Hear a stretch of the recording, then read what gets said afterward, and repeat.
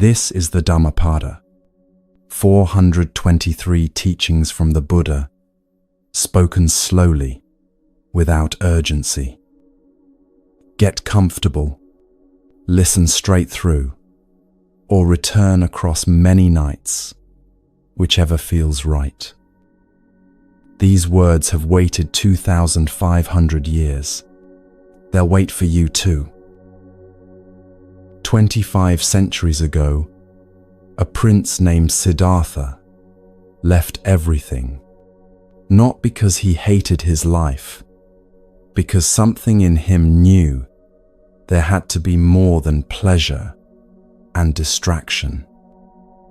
He sat beneath a tree and refused to move until he understood why we suffer. One morning, as the star appeared, he saw it clearly. The insight wasn't complicated. We suffer because we want things to stay the same, but nothing does. We suffer because we cling to what feels good and push away what doesn't. We suffer because we believe we're separate from everything else. But there's a way through. The Dhammapada, the path of truth, is what his students remembered. Not philosophy, not rules, just clear seeing. These verses were meant to be heard, not analyzed, to settle into you like rain into earth. No belief required, no particular background needed. Just listen. Pause when you need to. Fall asleep if that's what comes. This isn't a test. Let's begin together. We start where the Buddha started, with the mind and what it creates.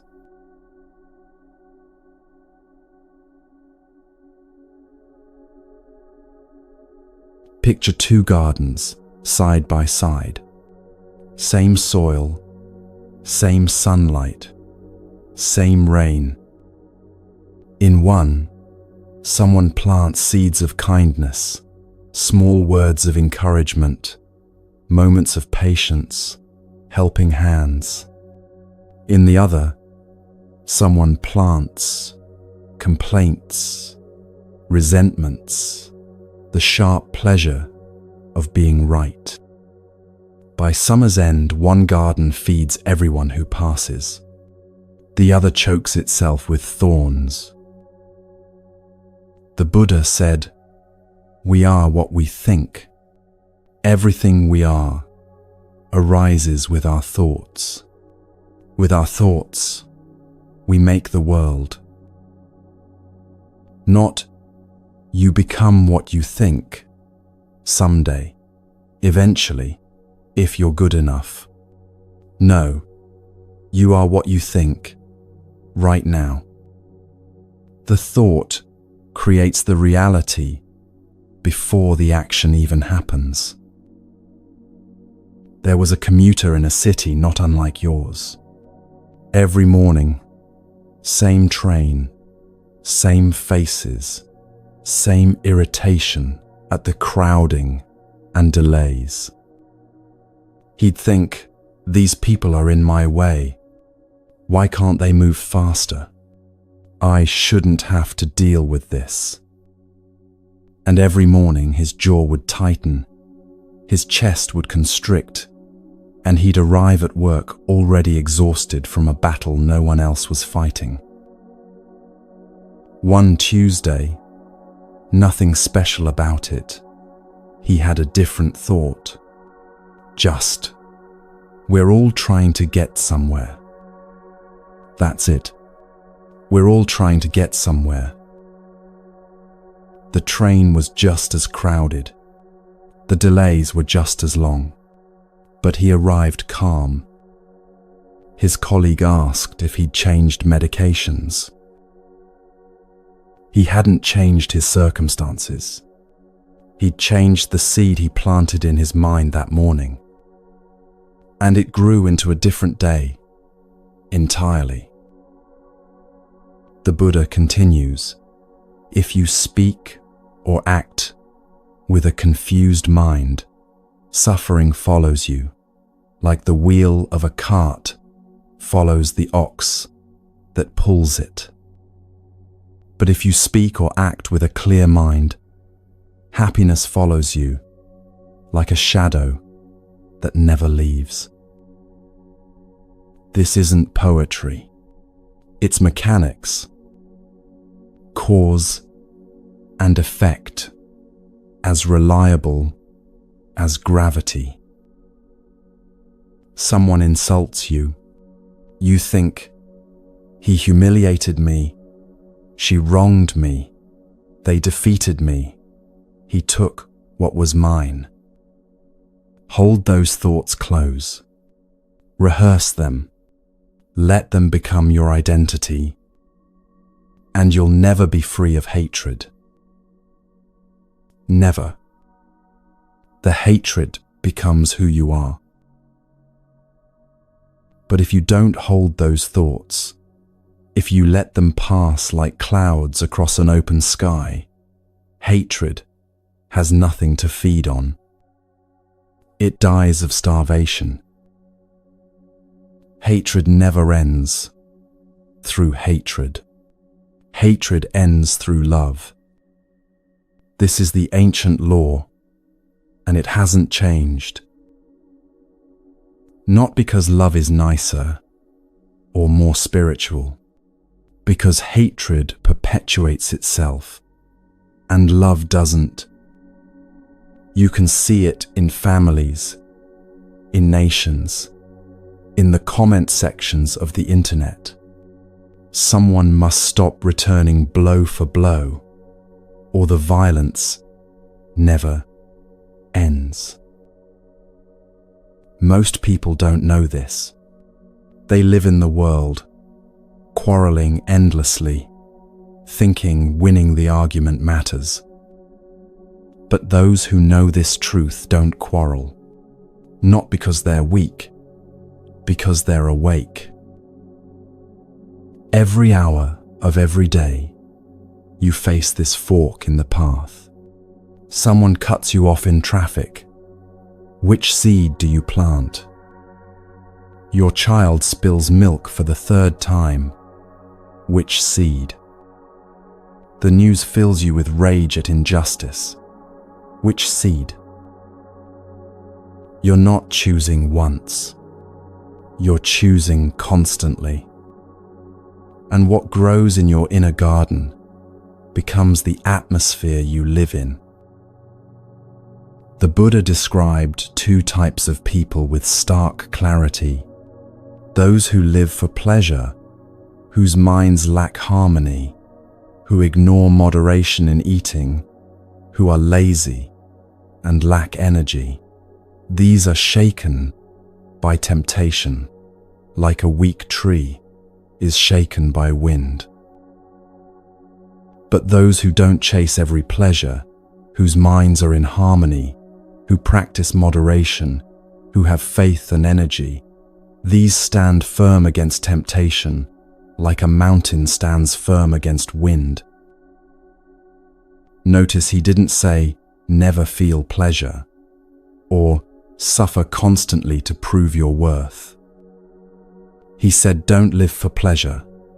Don't make it your compass, your God, your reason for being.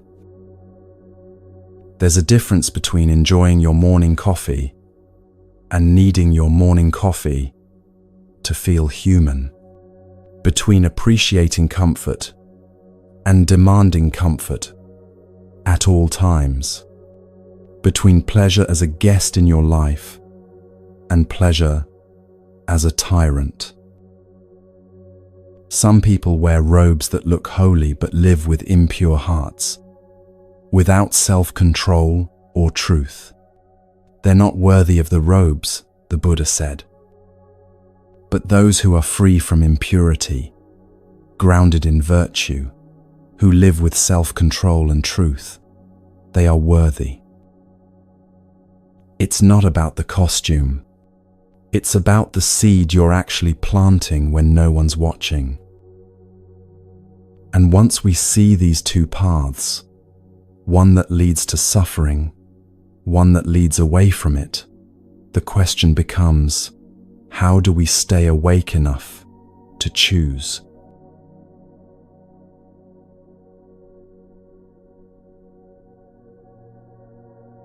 The Buddha called it vigilance, but not the vigilance of a security guard scanning for threats.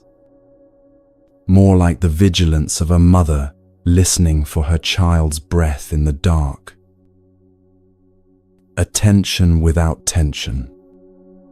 Presence without panic. Vigilance is the path to the deathless, he said. Carelessness is the path to death. The vigilant never die. The careless are already dead. Strong words. What did he mean? Think of it this way. How much of your life have you been actually present for? Really here? Experiencing it? Or were you somewhere else? Replaying yesterday, rehearsing tomorrow, numbing out with whatever was handy. The careless live their whole lives asleep. They move through decades on autopilot, and when death comes, they realize they were never really alive. The vigilant are alive now, in this moment, which is the only moment that ever exists. The wise understand this. The Buddha taught. They rejoice in vigilance, delighting in the realm of the noble ones. They meditate with steady effort, persevering, and experience nirvana, the highest happiness, the supreme peace. It's 3 a.m. The baby is crying again. A mother stands in the dark nursery, bone-tired, touched out, running on empty. She has a choice. She can think, I can't do this anymore. This is too hard. I'm failing. Other mothers don't struggle like this, and spiral into despair. Or she can think, this is hard right now. I'm here. We're both here. This moment will pass. And stay present with what is. Same dark room, same crying baby, two completely different experiences. One drowning, one staying afloat.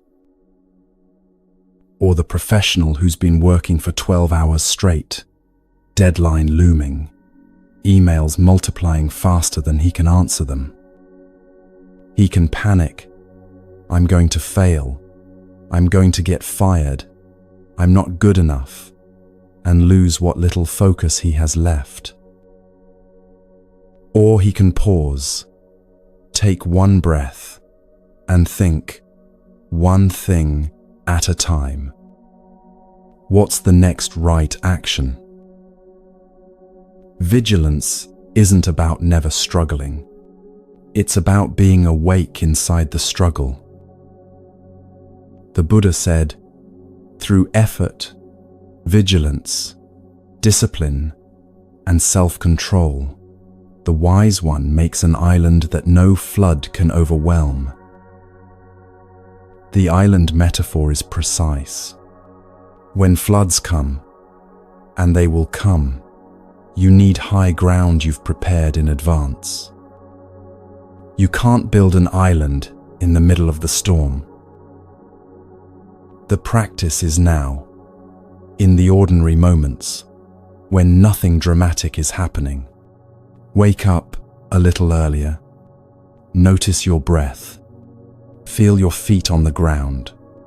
Taste your food.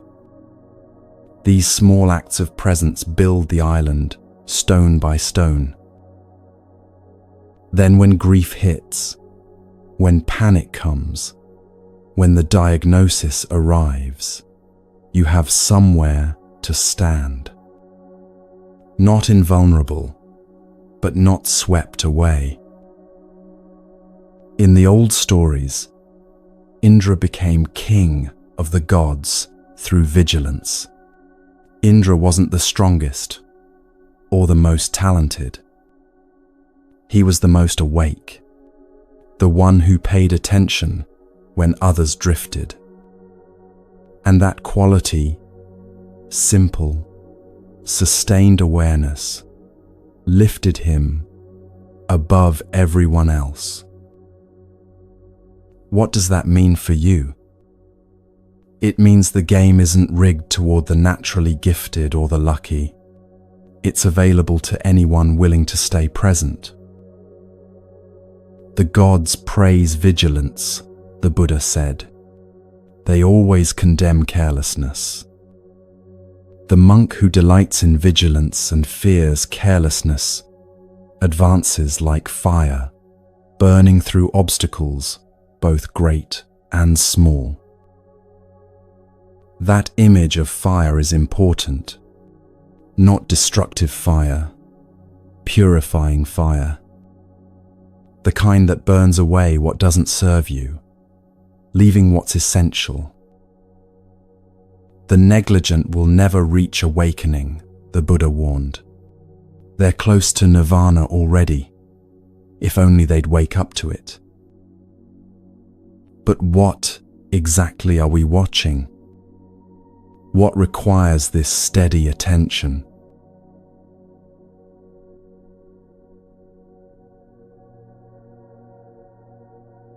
The mind. Always the mind. The Buddha described it a dozen different ways, trying to capture something essentially uncapturable. The mind is restless, hard to guard, hard to control. The wise one straightens it like a fletcher straightens an arrow. Like a fish pulled from water, thrashing on dry land, desperate to escape, so does the mind thrash when trying to escape the realm of death and craving. The mind moves, formless and subtle, landing wherever it wants. Those who calm the mind find happiness, the Buddha said. Not control it, calm it. Like calming a frightened animal. You don't shout at it or wrestle it into submission. You speak softly. You wait. You offer it safety until it settles on its own. There was a meditation student, maybe you know her, maybe you've been her, who sat down to meditate with the best intentions. She'd read the books, set up the cushion, downloaded the app. She was ready. She closed her eyes and tried to focus on her breath. Within seconds, her mind was making a grocery list. She noticed, brought it back. Now it was replaying an argument from 3 days ago, rewriting what she should have said. She noticed, brought it back. Now it was planning vacation, fantasizing about quitting her job, wondering if she'd left the stove on. After 10 minutes, she opened her eyes, frustrated.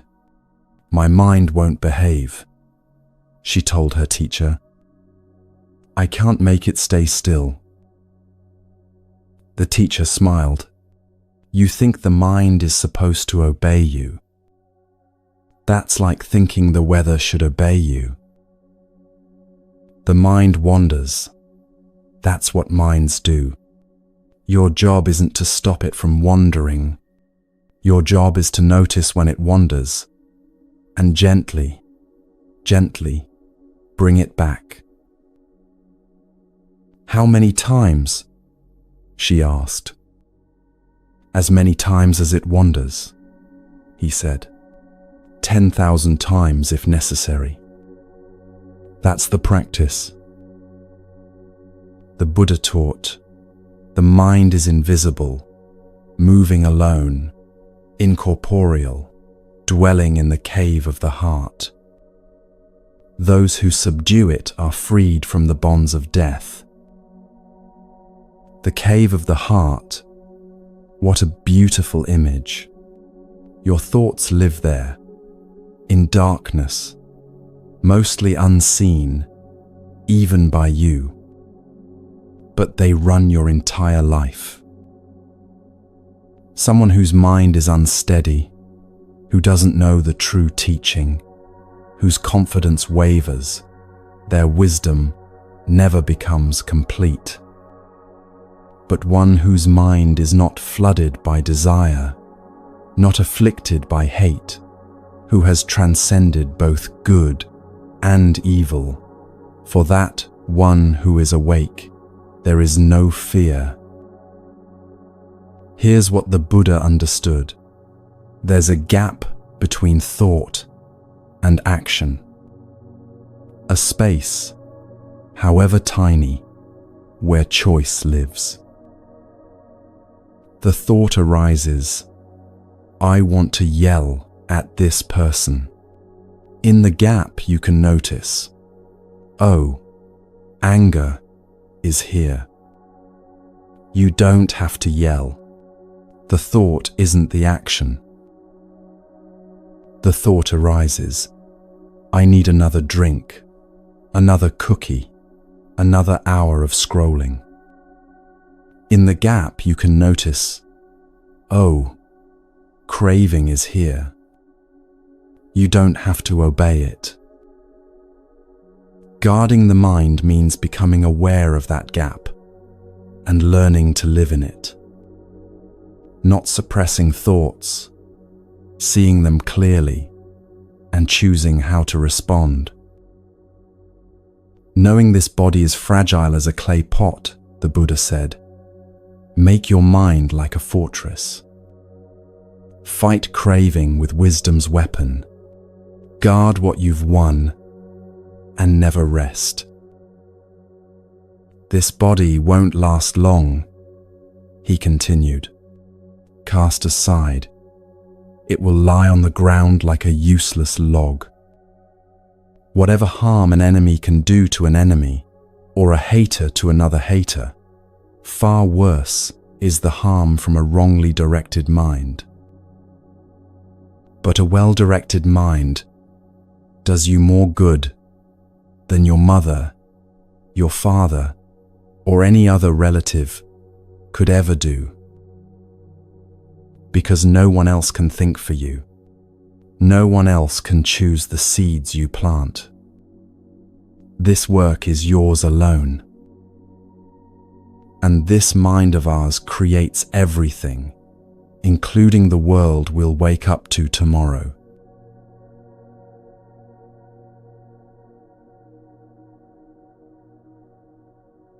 Think of actions as flowers. Some you gather to make beautiful garlands. Some you plant as seeds that will bloom later. Either way, you're always choosing which flowers to cultivate. The Buddha asked, who will conquer this world, and the world of the gods, and the world of death? Who will find the Dhammapada, the well-taught path of truth, like someone skilled in flowers, finds the most beautiful bloom? His answer, the student will, the disciple on the path, the one who practices, not the master who's already arrived, the one still learning, still trying, still showing up. That means you, if you choose it. Right now, exactly as you are. The student will conquer this world, and the world of the gods and death. The student will find the well-taught Dhammapada like one skilled in flowers finds the most beautiful one. Then the Buddha offered an image both beautiful and stark. Knowing this body is like foam, understanding its mirage, like nature, breaking off the flowery arrows of craving, one goes unseen by the king of death. Foam on water looks substantial, but touch it, and it dissolves. A mirage appears real from a distance, but walk toward it, and there's nothing there. That's this body, this life. Everything we think is solid and permanent. Death sweeps away the one who gathers only the flowers of sensual pleasure, their mind distracted, like a flood sweeps away a sleeping village. How many people live this way? Chasing the next pleasure, the next comfort, the next distraction, and then they're gone, having never woken up to what was actually here. Death overcomes one still longing for more, their desires unsatisfied, gathering only pleasures. But there's another way. Watch how a bee takes nectar from a flower without harming the flower's beauty or fragrance. Just takes what it needs and moves on. This is how a sage moves through the world. You can enjoy things without clinging to them. You can participate in the world without being enslaved by it. The flower remains beautiful. You remain free. Don't spend time thinking about what others have done or failed to do, the Buddha said.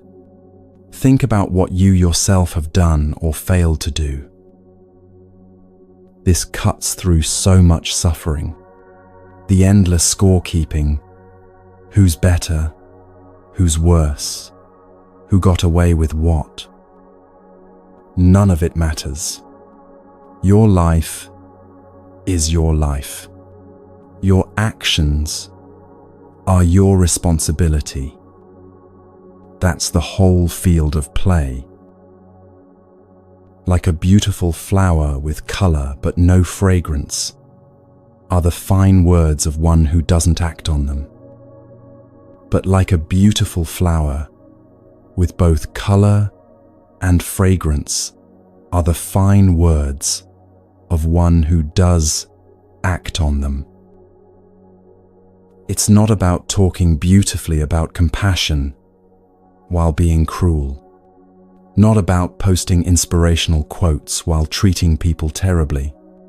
The words and the actions must match, or the words are just noise. Just as someone can make many garlands from a heap of flowers, the Buddha said, so you can do much good in this life you've been given. One action at a time, one word, one thought. The garland grows. The fragrance of flowers doesn't travel against the wind. Not sandalwood, not jasmine, not any flower. But the fragrance of the good travels everywhere, even against the wind. Your reputation might not reach everywhere. Your name might be forgotten. But the actual effect of your kindness, the real impact of your presence, spreads in ways you'll never see or measure.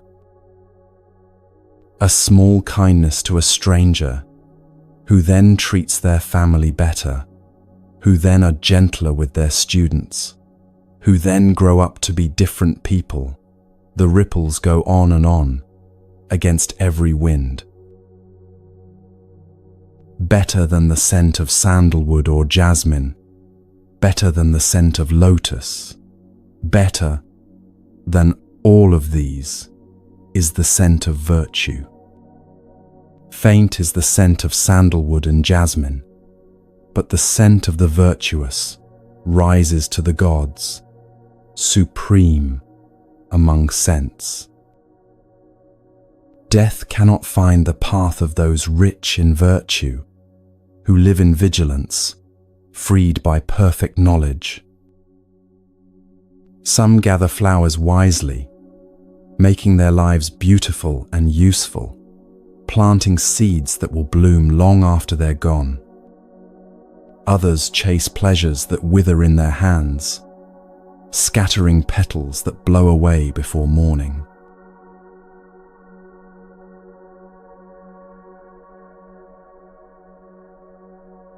Let's be honest, we've all been the fool. Not sometimes, often, maybe even this morning. The Buddha wasn't pointing at other people when he talked about foolishness. He was describing a condition we all know intimately, the fog of not seeing clearly, of stumbling through life half asleep, convinced we understand when we don't. Long is the night for the sleepless, he said. Long is the road for the weary. Long is the cycle of birth and death for fools who don't know the true teaching. Think about a night you couldn't sleep. Maybe worry kept you up, or pain, or the neighbor's party. 3 a.m. feels like it will never end. 4 a.m. stretches into eternity. That's what the Buddha meant by a long night. Time becomes torture when you're trapped in it. The fool's whole life is like that. Everything takes longer, hurts more, leads nowhere. Not because the universe is punishing them, because they keep walking in circles, convinced each circle is progress. There was a man who spent his life accumulating. Better job, bigger house, nicer car, more impressive title. He had a detailed mental list of everything he owned and everything he was owed. One day, sitting in his expensive office, he had a thought that stopped him cold. I don't own any of this. It owns me. The house he was so proud of, he worked 60-hour weeks to pay for it and barely spent time there. The title on his business card? It consumed his health and his relationships. His children? He thought of them as his, but they were growing up with or without his attention. And then the deeper realization, he didn't even own himself. His thoughts ran him. His habits controlled him. His fears decided everything.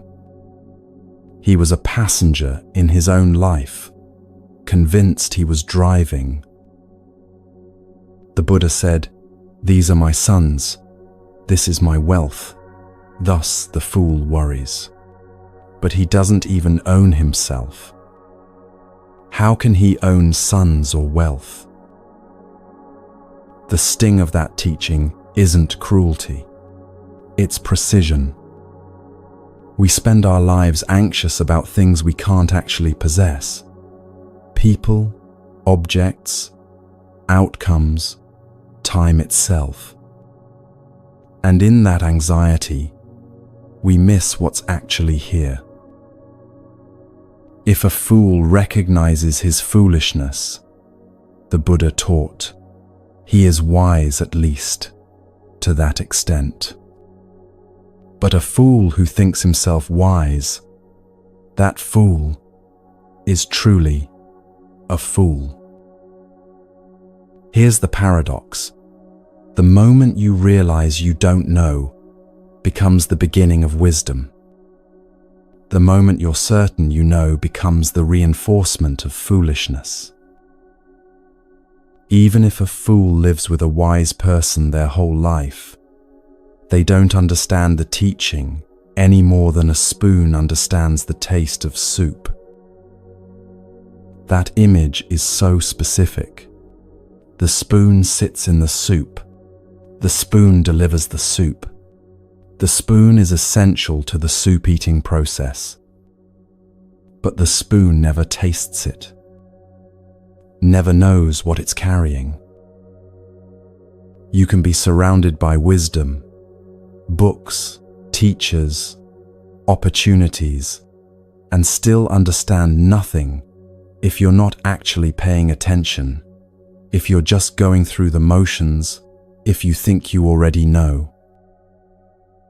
The fool who imagines he is wise lives with himself as his own enemy, the Buddha said, always doing harmful things that eventually bear bitter fruit. Watch how that works. Someone lies because it's easier than telling the truth. The lie works, so they lie again. Small lies become bigger lies. Eventually, the whole structure of their life rests on fabrication, and they can't remember what's real anymore. Or someone uses anger as a weapon because it gets results. People back down when you rage. It feels like power. Until everyone who loves you learns to stay away, and you're powerful and alone. An action isn't good, the Buddha said, if you have to regret it afterward, if its fruit is tears and remorse. An action is good if you don't regret it afterward, if its fruit is joy and happiness. Simple test. How do you feel the next morning? Not in the moment of impulse, the next day, the next week, when the consequences arrive. Evil seems sweet to the fool until it ripens, the Buddha warned. When it ripens, the fool suffers. Think of someone eating an entire cake. Delicious for a while. Then the stomachache comes. Then the shame. Then the pattern repeats because the lesson wasn't learned. Month after month, a fool might eat only a blade of grass. Their merit wouldn't equal a 16th of one who understands the truth, the Buddha said. Harsh, but he's making a point about effectiveness, not value. You can suffer elaborately, perform extreme austerities, make dramatic gestures, and still be walking in circles if you don't actually understand what you're doing or why. A harmful action doesn't immediately bear fruit, the Buddha taught. Like milk doesn't curdle instantly. It follows the fool, burning like a fire covered with ashes. That's the dangerous part, the delay between action and consequence. Do something harmful and nothing bad happens right away, so you think you got away with it. You do it again, still nothing. The fire is burning underneath the whole time, invisible, until suddenly everything's ablaze and you can't remember how it started. The Buddha described the fool's relationship with knowledge almost tenderly. Whatever knowledge a fool acquires, it only harms him, destroying whatever good qualities he has, splitting his head open. Meaning, a fool uses knowledge as a weapon against himself, gets just enough information to be dangerous, just enough skill to create bigger problems, just enough confidence to make catastrophic decisions. The fool suffers not knowing, suffers in the wanting, the grasping, the endless search for something to fill, the emptiness that can't be filled from outside. The wise see differently.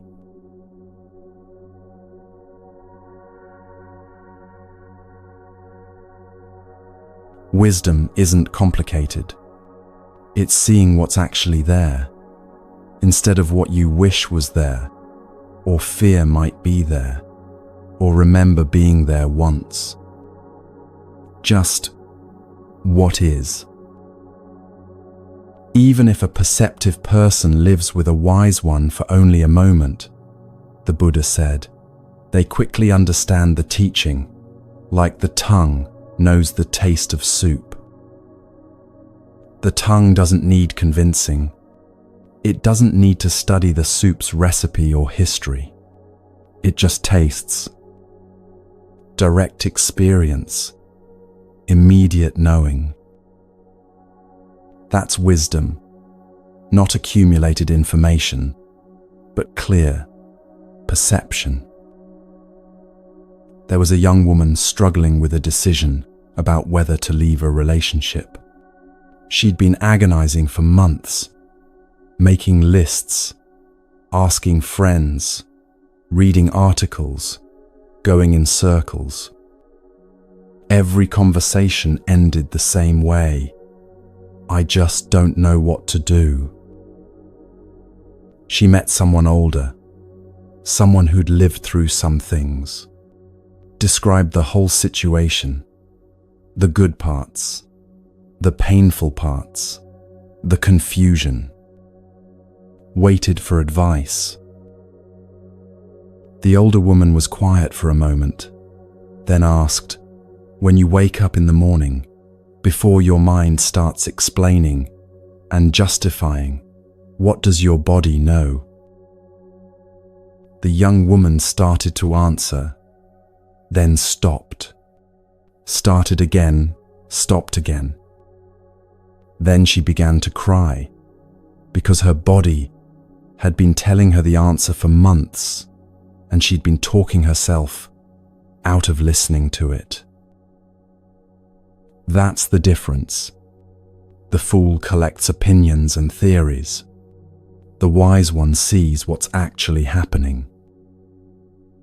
The Buddha said, as rain pours through a poorly thatched roof, so passion pours through an untrained mind.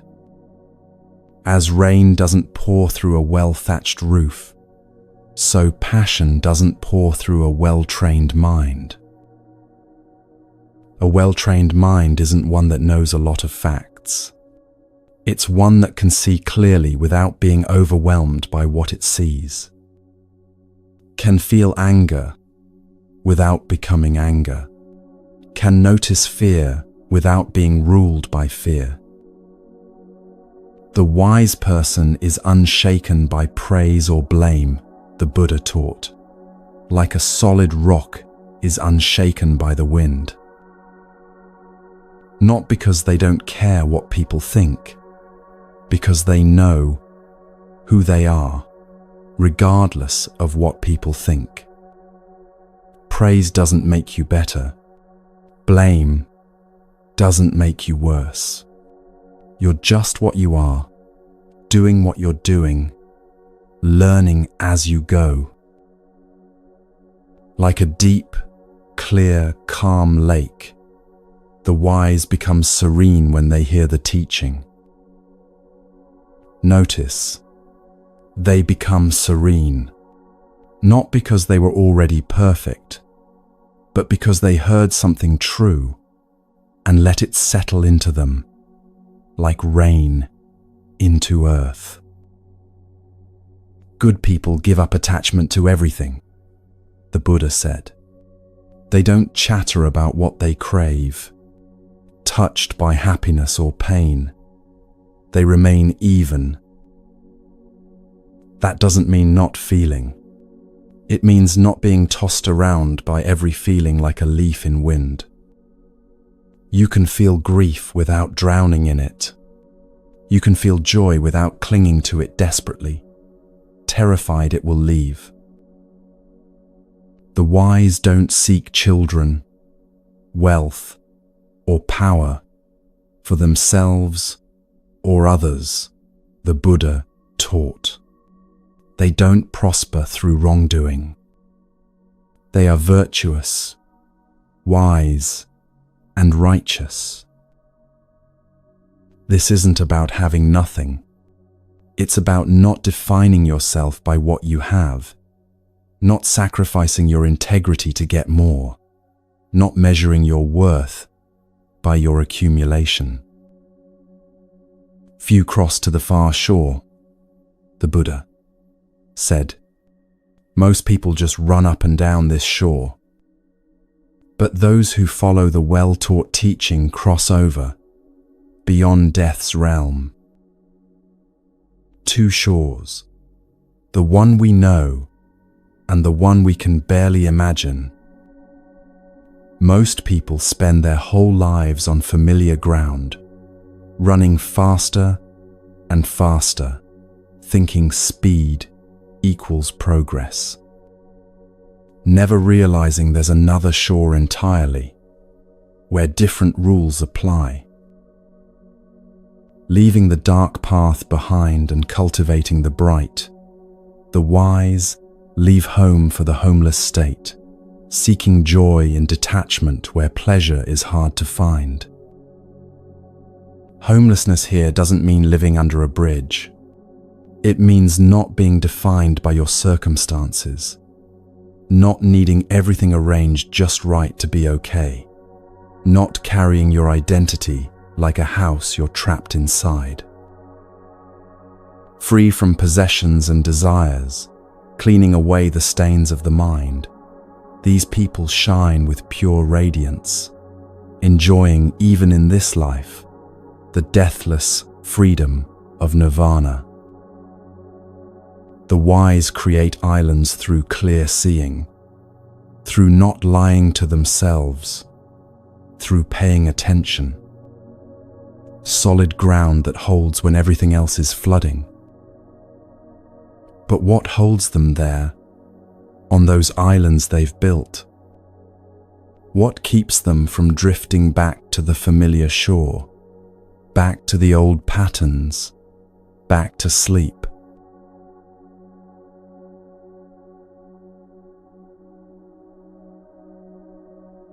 Freedom, the actual taste of it. The Buddha described someone who has completed the journey, who has no more sorrow, who is completely free, who has broken all bonds. For such a one, there is no more burning. No more burning. What an image. Think of how much of ordinary life is a kind of fever. The fever of wanting, of comparing, of never having enough, of always being slightly dissatisfied, of needing things to be different than they are. That fever just stops. Not because you've achieved everything you wanted, because you've stopped needing achievement to feel okay. You've arrived home, and home was here all along. The mindful are always striving, the Buddha said. They don't delight in settling down. Like swans leaving a lake, they abandon home after home. There was a swan that lived on a small pond for years. Good pond, plenty of food, safe from predators. One morning in autumn, something shifted. The air changed. Something in the swan's body knew, time to go. It didn't hate the pond, wasn't running from danger, just the season had changed, and staying would mean dying. So it flew. That's the freedom the Buddha described. Not escaping from something, but moving toward what's actually happening, what's actually needed, what's actually true. Not weighed down by the past or anxious about the future. Just responding clearly to what is. Those who have no accumulation, who eat with full understanding, whose range is the freedom of emptiness without signs, their path is as hard to trace as that of birds through the sky. Birds don't leave footprints in air. You can't track where they've been. That's what happens when you stop clinging. You move through life without creating the heavy tracks of, I did this, I deserve that, remember when what about me? Someone whose passions are stilled, who is free from clinging to food, whose range is emptiness and freedom. Their path is hard to trace, like birds in the sky. Even the gods envy the one whose senses are controlled, like horses well tamed by the charioteer, who is free from pride and free from corruption. Free from corruption doesn't mean never making mistakes. It means not being rotted from the inside by resentment, greed, self-deception, all the ways we slowly poison ourselves. Steady as the earth, reliable as a pillar, clear as a lake without mud, for such a one, there is no more wandering in the cycle of suffering. Their mind is at peace, their speech is at peace, their actions are at peace, freed by right knowledge, completely calm. Free from blind faith because they've seen the uncreated, cut the bonds, finished with both merit and demerit, thrown away all desire. That person is greatest among people. This freedom seems far away when you're in the thick of struggle, when your mind is racing and your heart is tight and everything feels like too much. It seems like something only saints achieve, only after decades of practice, only if you're special somehow. But even one moment of actually being present, not thinking about being present, but actually here, shows you what's possible. One moment of not needing anything to be different. One moment of enough. That moment is the door. You can walk through it anytime you remember it's there.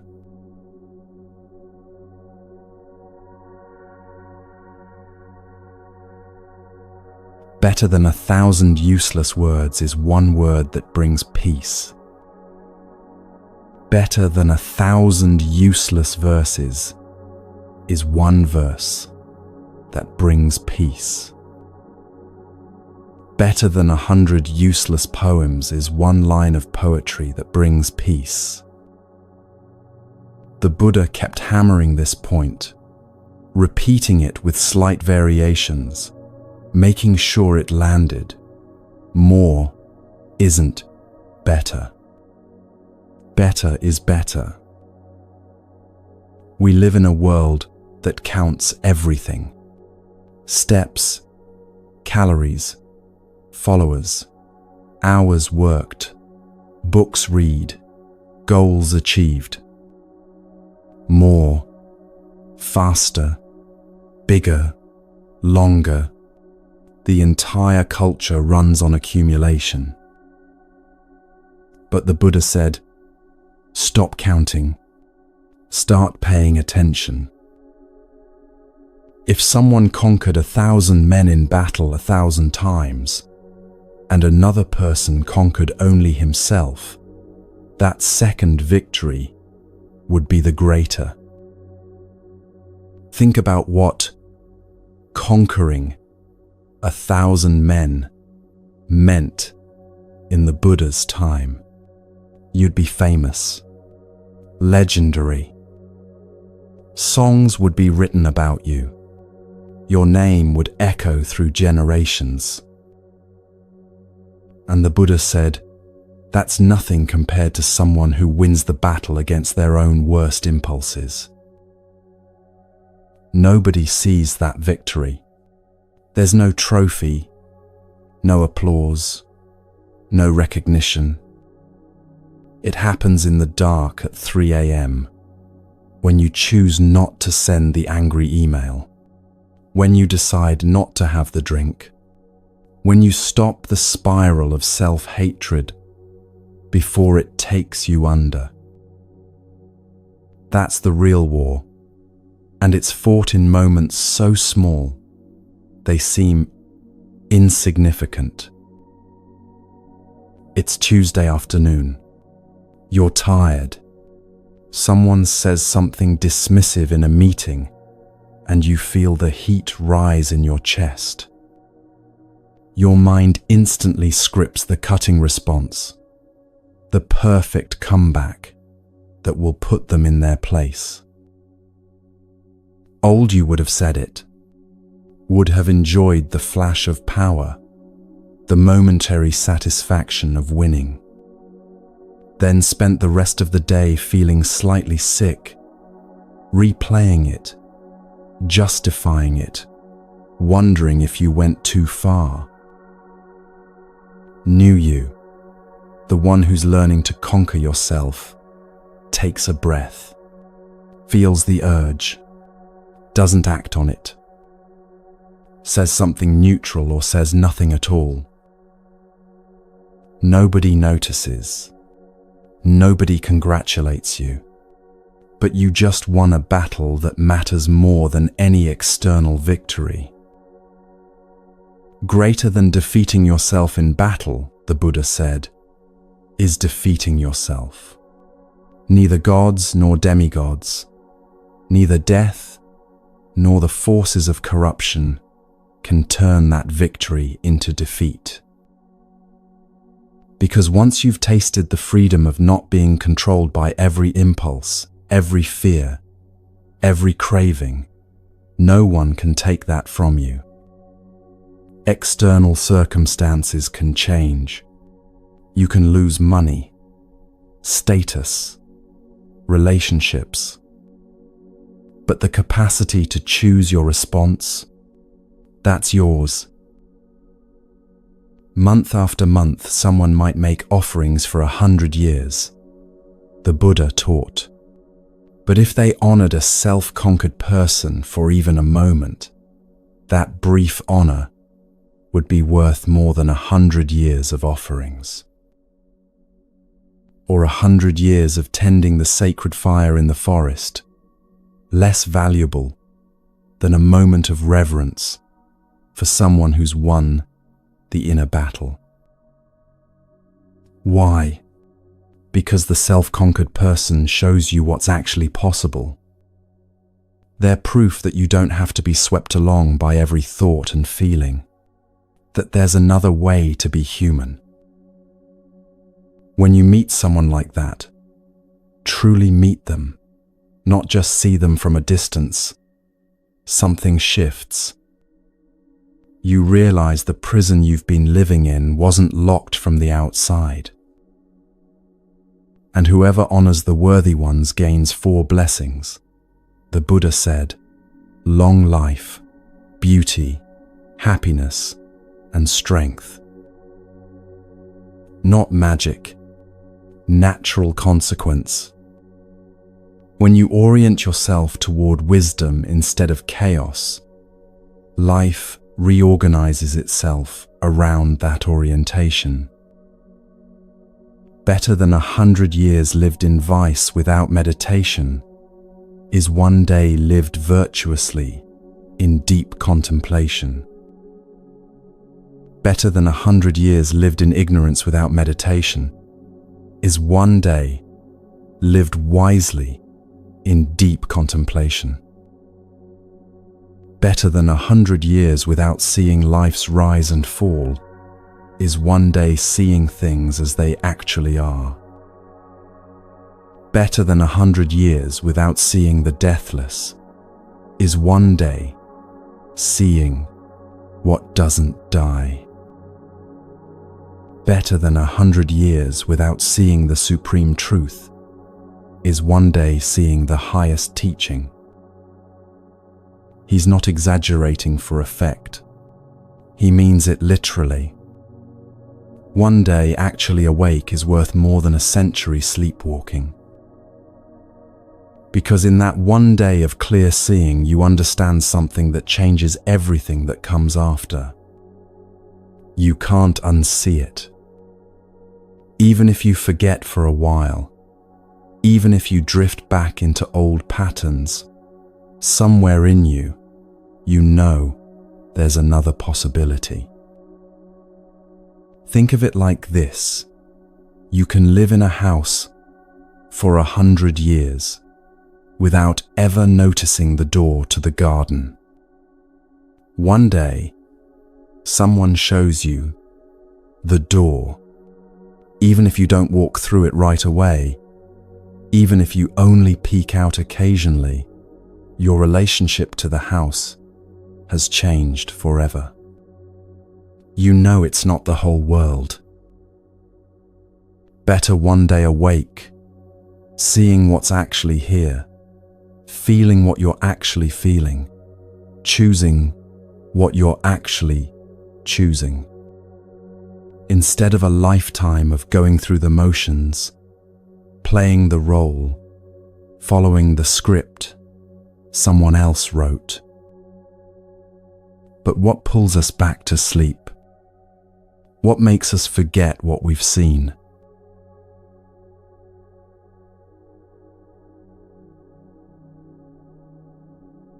The Buddha said, "Hasten to do good. Restrain your mind from evil. Whoever is slow to do good, their mind delights in evil." Strong word, evil. We don't like to use it anymore. Sounds dramatic, judgmental, black and white. But the Buddha wasn't talking about cosmic forces of darkness. He was talking about the daily tendency toward harm, harming yourself, harming others, harming the moment you're in by not being present to it. Evil, in his vocabulary, is whatever increases suffering. Good is whatever decreases it. Not complicated. If you do something harmful, don't repeat it, the Buddha said. Don't find pleasure in it. The accumulation of harmful actions leads to pain. If you do something good, repeat it. Take joy in it. The accumulation of good actions leads to happiness. Like filling a water jar drop by drop. You can fill it with poison or with clean water, one drop at a time. Either way, the jar fills. There was someone who thought, my small kindnesses don't matter. I'm not saving the world. I'm not curing diseases or ending wars. I just help my elderly neighbor with groceries sometimes. I let people merge in traffic. I'm patient with the new person at work who keeps asking questions. What difference does any of that make in the grand scheme of things? Here's what they didn't see. The neighbor who feels less alone because someone checks on her. The driver who arrives home less stressed because someone let them in. The new employee who doesn't quit in the first week because someone made them feel welcome. And those people carry that forward in ways you'll never track. The neighbor volunteers at the community center. The driver is gentler with their kids that evening. The employee becomes the patient one for the next new person. Small acts don't stay small. They multiply in directions you can't see. Don't dismiss wrongdoing, thinking, it's just a small thing. It won't affect me. Just as a water jar fills with drops of water, so the fool fills himself with evil, little by little. Don't dismiss good deeds, thinking, it's just a small thing. It won't affect me. Just as a water jar fills with drops of water, so the wise person fills themselves with good, little by little. Karma isn't punishment from the universe. It's cause and effect. Fire burns. That's not personal. It's just what fire does. Water flows downhill. That's gravity, not judgment. Actions have consequences. That's karma, not cosmic bookkeeping. You lie, people stop trusting you, not because the universe is keeping score, but because that's how trust works. You're consistently kind. People feel safe around you. That's not a reward. It's a result. Someone might do wrong and not feel the result immediately. The Buddha taught, just as fresh milk doesn't curdle at once, but it follows them, burning like fire covered by ashes. The delay is what makes it tricky. Do something harmful, and nothing bad happens right away, so you think you got away with it. Do it again. Still nothing. The consequences are building underneath, invisible, like a fire, smoldering in a compost pile. By the time you see the flames, everything's already burning. That's why the Buddha said, hasten to do good. Not anxious, not desperate, but don't wait.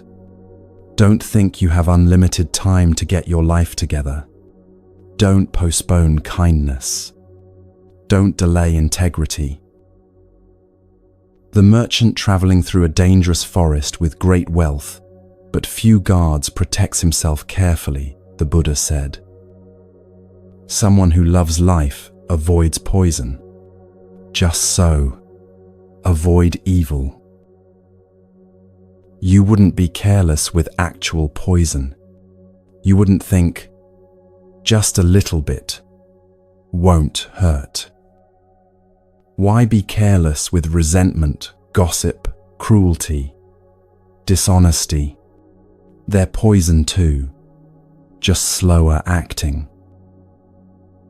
A hand without a wound can handle poison safely.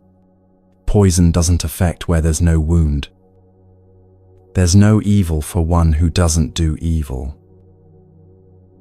But whoever wrongs an innocent person, someone pure and blameless, the evil returns to that fool like dust, thrown against the wind. You can't harm someone and have it not affect you, even if they never find out, even if they never retaliate, even if no one ever knows. You know. You carry it.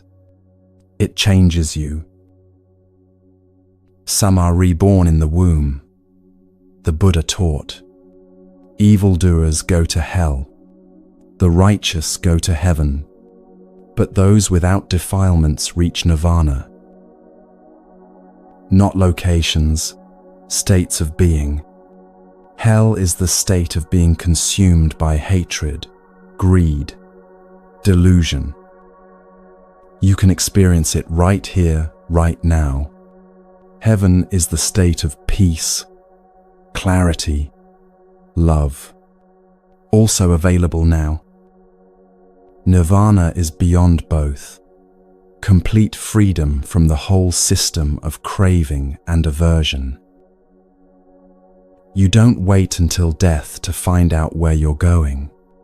You're creating it moment by moment, choice by choice, drop by drop. There's no hiding from your own actions, the Buddha said.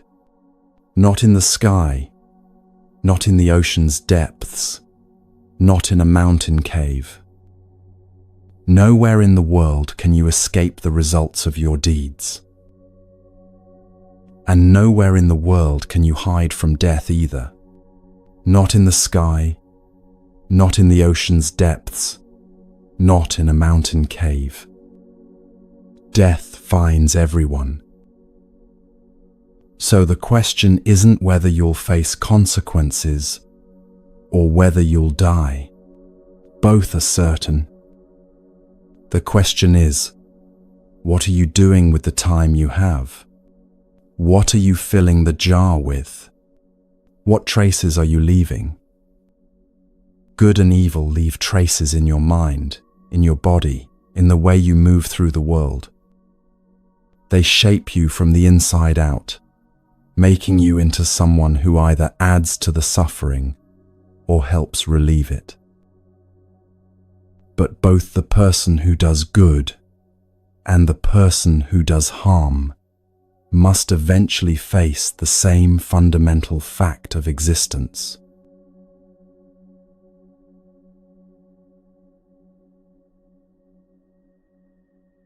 All beings tremble before danger. All fear death. When you see yourself in others, you neither kill nor cause killing. The Buddha starts with the most basic fact. Everyone wants to live. Not just you, everyone. The spider you're about to crush, the mosquito buzzing near your ear, the person who just cut you off in traffic. Every living thing is clinging to existence with everything it has. All beings fear danger. Life is dear to all. Seeing yourself in others, you neither kill nor cause killing. This isn't about becoming perfect or achieving some impossible standard of purity. It's about recognition, that desperate desire to keep living that you feel. Everything else feels it too. There's a moment that changes some people. Maybe you've had it. You're about to kill something, a bug maybe, or you're holding a weapon, or you're about to say words that will destroy someone. And you pause, just for a second. And in that pause you see it clearly. This thing wants to live as much as I do. A man was in his garage, about to spray pesticide on a wasp nest. He'd been stung before, hated wasps, had every justification. The spray was in his hand. The nest was right there. He watched one wasp for a moment, just watched it. Saw how carefully it was building, how focused it was, how it was just trying to create a home and keep its young safe. Same thing he was doing, different scale. He put the spray down, not because he suddenly loved wasps or thought they were harmless, because he couldn't unsee the similarity. Both of them just trying to survive, just trying to protect what mattered. He ended up relocating the nest instead of destroying it. More work, more risk, less convenient. But something in him wouldn't let him kill it after he'd actually seen it. Whoever seeks their own happiness by hurting others who also want happiness will not find happiness after death. Whoever seeks their own happiness without hurting others who also want happiness will find happiness after death. Not mystical, mechanical. You can't build your peace on someone else's suffering. It doesn't work, even if it looks like it's working temporarily. The foundation is wrong, and eventually, everything built on it collapses. Never speak harsh words, the Buddha said. Those you abuse will abuse you back. Angry words hurt, and anger will return to you. If you can make yourself still like a broken gong that no longer rings, you've found peace. You've reached nirvana, where there is no more quarreling. The broken gong, such a precise image, not suppressing sound, just no longer vibrating with every strike. Someone says something cruel, and instead of ringing with anger, instead of retaliating, you're quiet. Not dead, not passive, just not adding to the noise. That's what transformed anger looks like. Not pretending you're not hurt, not swallowing it and letting it poison you, just not passing it on, not keeping the cycle going. The gong can still be struck. People will still try to provoke you, hurt you, get a reaction from you. But when you've genuinely released the need to retaliate, to defend, to prove yourself right, the sound just doesn't happen anymore. It's freedom, not suppression. Suppression is holding the gong still while it desperately wants to ring. Freedom is the gong no longer needing to ring at all. As a cowherd drives cattle to pasture, the Buddha said, so old age and death drive living beings onward. Bleak image, but true. You're being driven toward death every day, like cattle being herded. The question is, are you awake for the journey, or are you just stumbling along, head down, not noticing where you're going? When a fool does evil deeds, they don't realize they're lighting a fire in which they themselves will burn.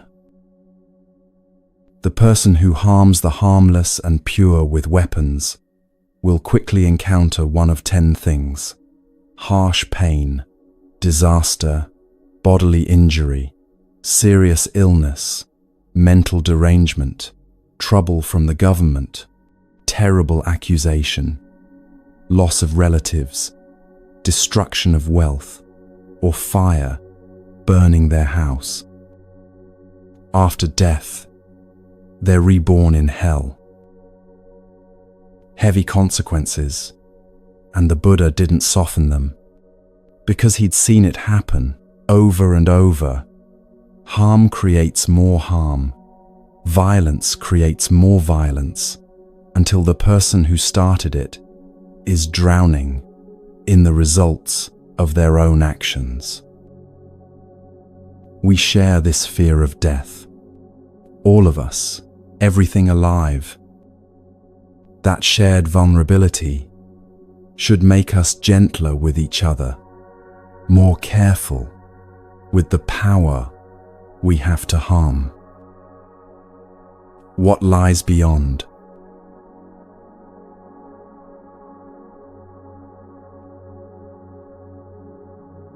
Look at this body, the Buddha said. A painted puppet with joints and hinges, plastered together, subject to disease, full of thoughts that never last. This body wastes away, a nest of disease, fragile, disintegrating. Life ends in death, always. Not cheerful words, but not meant to depress you, meant to wake you up. Look at these grey bones scattered about, like gourds thrown away in autumn. What pleasure is there in seeing them? A house of bones is this body, plastered with flesh and blood. In it dwell pride and hypocrisy, old age and death. Even the decorated chariots of kings wear out, the Buddha said. This body too wears out. But the truth of the good never ages. The wise declare this to each other. Everything physical deteriorates. The most beautiful face ages. The strongest body weakens. The sharpest mind dulls. But understanding, real seeing, doesn't fade with the body. It's the only thing worth gathering because it's the only thing you can actually keep. There was someone sitting by a hospital bed, watching their father die, slowly, over days. The body that had seemed so solid, so permanent, was just leaving. Hour by hour, less of him was there. The sharp mind that had intimidated everyone, gone. The strong hands that had built things, still.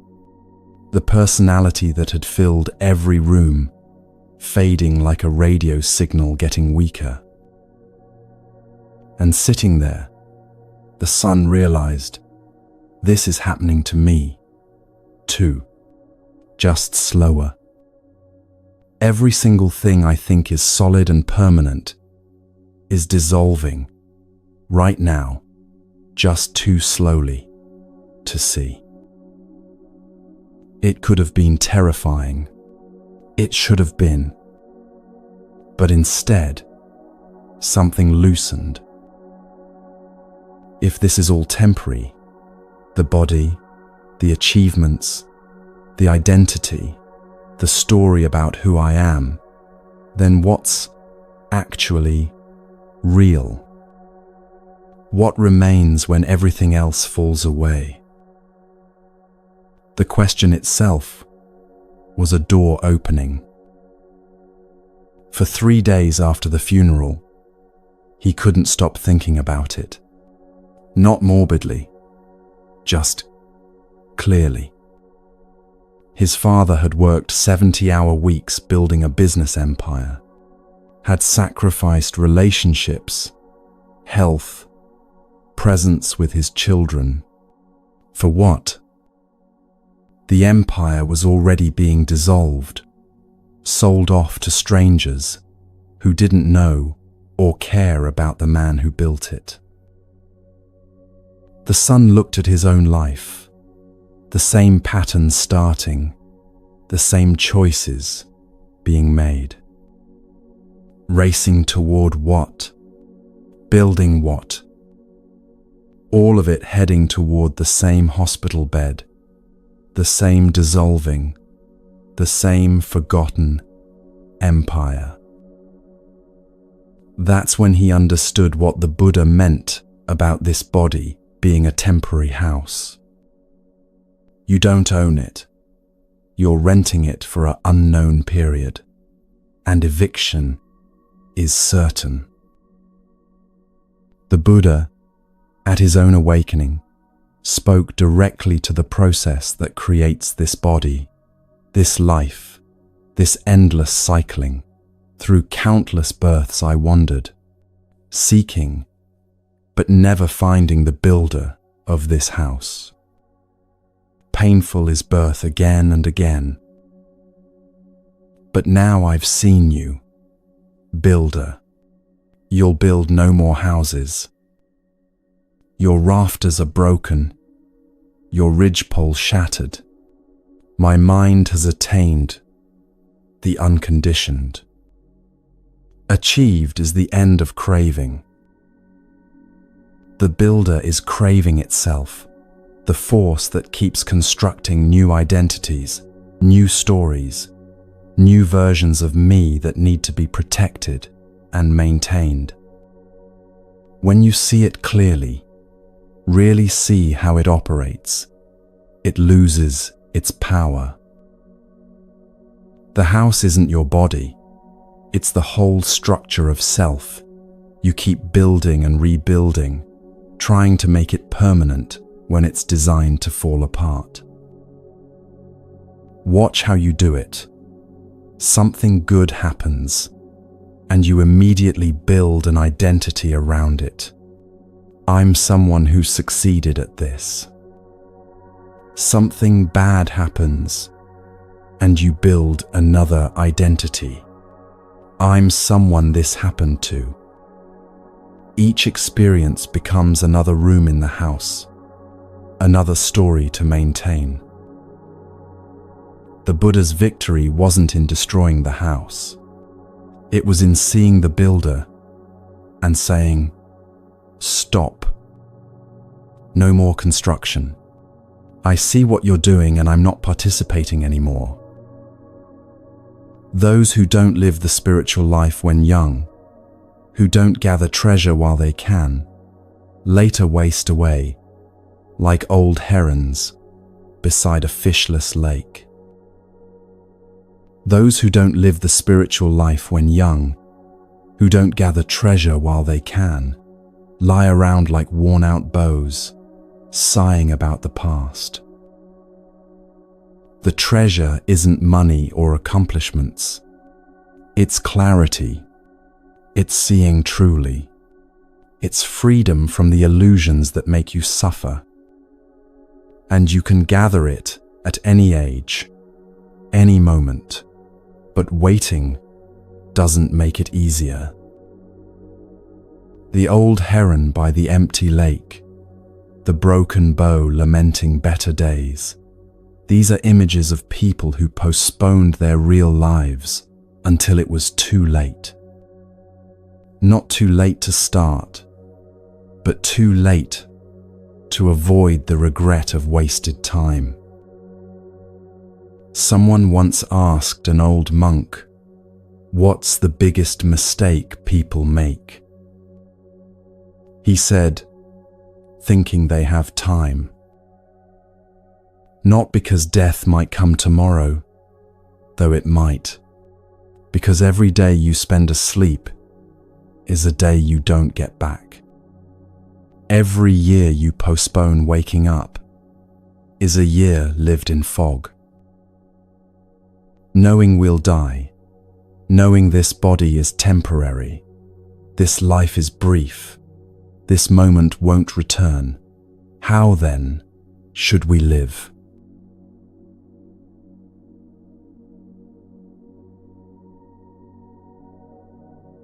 If you hold yourself dear, the Buddha said, guard yourself well. Let the wise one keep watch during at least one of the 3 watches of the night. First, establish yourself in what is proper, then teach others. Thus you won't suffer. If you make yourself as you teach others to be, then, well controlled yourself, you may control others. The self is indeed hard to master. You are your own refuge. What other refuge could there be? When you're well trained, you gain a refuge hard to find. This is the teaching that people resist most. You're on your own. Not because no one cares, not because help isn't available, because ultimately, no one else can do your inner work for you. You are your own refuge. What does that actually feel like? It feels like coming home after a long journey and realizing the thing you were searching for was there all along. It feels like standing on ground that doesn't shift, not because circumstances are stable, but because you've found the part of you that's steady, regardless of circumstances. It's not loneliness. It's the opposite. It's discovering that you're not actually separate from everything else, that the refuge inside you connects to something larger than your individual story. The master and the servant both being you, that's the paradox. You train yourself, you discipline yourself, you liberate yourself. No one else can do it, and you can't outsource it. There was someone who spent years blaming everyone else for what was wrong with their life. Parents who didn't understand them, teachers who didn't see their potential, partners who didn't appreciate them, employers who didn't recognize their worth. An endless list of people who had failed them. One day, after another relationship ended the same way all the others had, they had a thought, what if it's me? Not, I'm terrible, or I'm worthless. Just, what if the common factor in all these situations is me? And what if I have some power to change that? Terrifying thought. Also liberating. Because if other people were the problem, you were powerless. If you were the problem, or at least part of it, you could do something about it. That's when the real work started. Not blaming themselves instead of others, but taking responsibility for the only thing they could actually control, their own actions, their own responses, their own patterns. They started noticing every relationship ended with the same fight. Different people, different circumstances, but the same dynamic. They'd feel unappreciated, get defensive, shut down emotionally, wait for the other person to apologize first. Then act surprised when the relationship fell apart. Seeing the pattern didn't instantly fix it, but seeing it meant they could start working with it instead of being blindly controlled by it. That's what becoming your own refuge means. Not that you never need help. You do. Not that you figure everything out alone. You won't. But that you stop waiting for someone else to rescue you and start taking responsibility for your own liberation. By oneself is evil done, the Buddha taught. By oneself is one defiled. By oneself is evil left undone. By oneself is one purified. Purity and impurity depend on oneself. No one can purify another. This is the hardest and the most hopeful thing he taught. Hardest because you can't blame anyone else. Most hopeful because you don't have to wait for anyone else to change. The evil you commit is born from yourself, produced by yourself, arising from yourself. It crushes you as a diamond grinds down a hard stone. That image of stone crushing stone, both hard, both seemingly strong, but one destroys the other through constant pressure. Your own harmful patterns, unchecked, will eventually crush the good in you. One whose great corruption spreads like a creeper, choking a tree, does to themselves what their enemies wish for them. The Malava creeper grows over a tree, wraps around it, slowly strangles it. The tree doesn't die from outside attack, it dies from what it allowed to grow on it. That's what happens when you let harmful habits take root and spread. You see it in addiction. Something that started as relief becomes the thing that's killing you. You see it in resentment. Something that started as justified anger becomes a poison you drink daily, expecting someone else to die from it. You see it in workaholism, perfectionism, any pattern that slowly takes over until there's no room left for actual life. Easy to do what's bad for yourself, the Buddha said. What's good for yourself is very hard to do. Why is that? Because bad habits feel good immediately. The relief, the escape, the numbness, the pleasure. Good habits feel hard immediately. The discipline, the discomfort, the delayed gratification. Your mind, untrained, will always choose what feels good now over what's good for you long term. That's not a moral failing. It's how minds work. Training changes the equation, makes the healthy choice easier, the harmful choice less appealing. Those who reject the teaching of the noble ones, who speak wrongly from their own views, produce fruit for their own destruction, like the bamboo that dies when it fruits. The bamboo image is specific. Some species of bamboo flower once in their lifetime, produce seeds, and then die. They create the very thing that ends them. That's what happens when you build your life on wrong understanding. The fruits of your actions eventually destroy the person who created them. Never neglect your own welfare for another's, however great, the Buddha said. Once you know what's good for you, be intent on it. Not selfishness, wisdom. You can't help anyone if you're drowning. You can't give from an empty well. Taking care of yourself isn't preparation for serving others.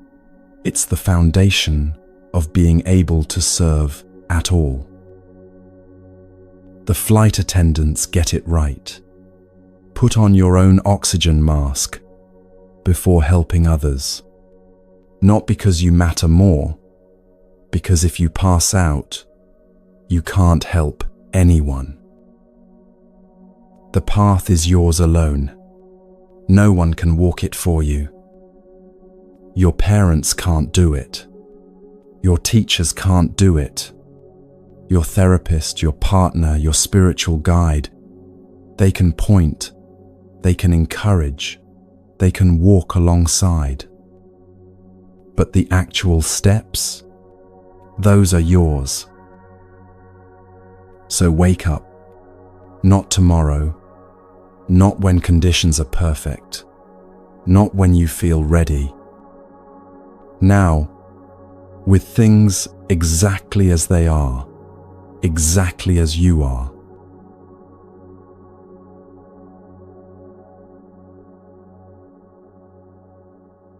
Don't live carelessly, the Buddha said.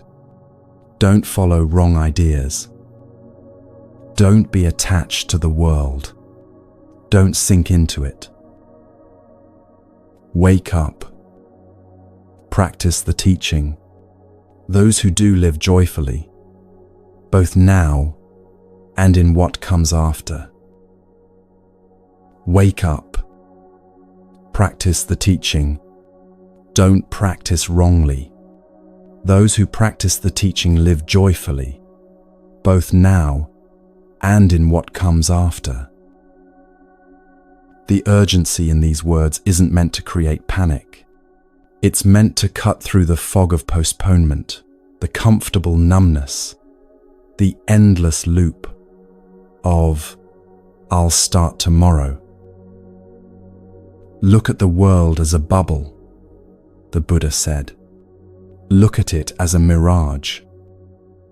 Those who see the world this way aren't seen by the King of Death. A bubble, beautiful, iridescent, fascinating. Touch it, and it's gone. A mirage looks like water from a distance, but walk toward it, and there's nothing there.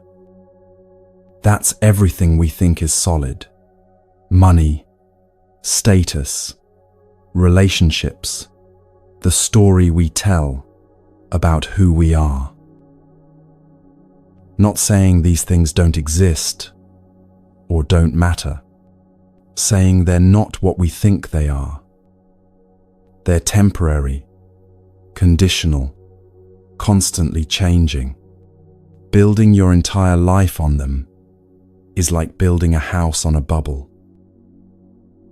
Come and look at this world, the Buddha said. It's like a decorated royal carriage. Fools are impressed by it, but the wise see through the show. The painted carriage, gilded, ornate, designed to impress. Everyone stops to stare at it. But it's still just wood and paint, still heading toward the same destination as every other vehicle, still subject to wear and breakdown.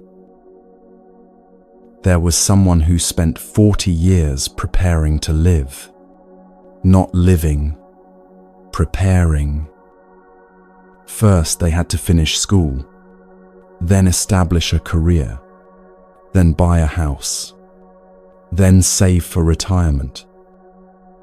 Always the next milestone, the next achievement, the next box to check before real life could begin. At 60, they realized, I've been waiting to start my life, and I've already lived most of it. The books they meant to read, still unread. The places they wanted to visit, still unvisited. The relationships they intended to repair, still broken. The creative work they dreamed of, still undone. All postponed for when I have time, when things settle down, when I'm ready. They weren't ready at 60 either. You're never ready. Ready is a myth we tell ourselves to justify waiting. So they started. Not perfectly, not with ideal circumstances, not with unlimited time and energy. Just started with what they had, where they were. Called old friends they'd been meaning to call for years. Signed up for the painting class they'd always dismissed as frivolous. Forgave people they'd been holding grudges against. Stopped waiting for permission from some imaginary future version of themselves who had it all figured out. The last 20 years of their life were more fully lived than the first 60. Not because circumstances improved, because they stopped postponing. Those who were once reckless but reformed themselves illuminate the world like the moon freed from clouds. Those who cover their past misdeeds with good deeds illuminate the world like the moon freed from clouds. This world is blind, the Buddha said. Few here see clearly. Like birds escaping from a net, few go to heaven. Most people sleepwalk through their entire lives, born into stories about how things are, what matters, who they're supposed to be, and they never question any of it. Just accept the net as reality and stop noticing they're trapped. How rare to meet someone actually awake, someone not performing their life, but living it. Someone who's questioned everything and arrived at their own understanding, instead of just repeating what they were taught. Some awaken. They become something else entirely.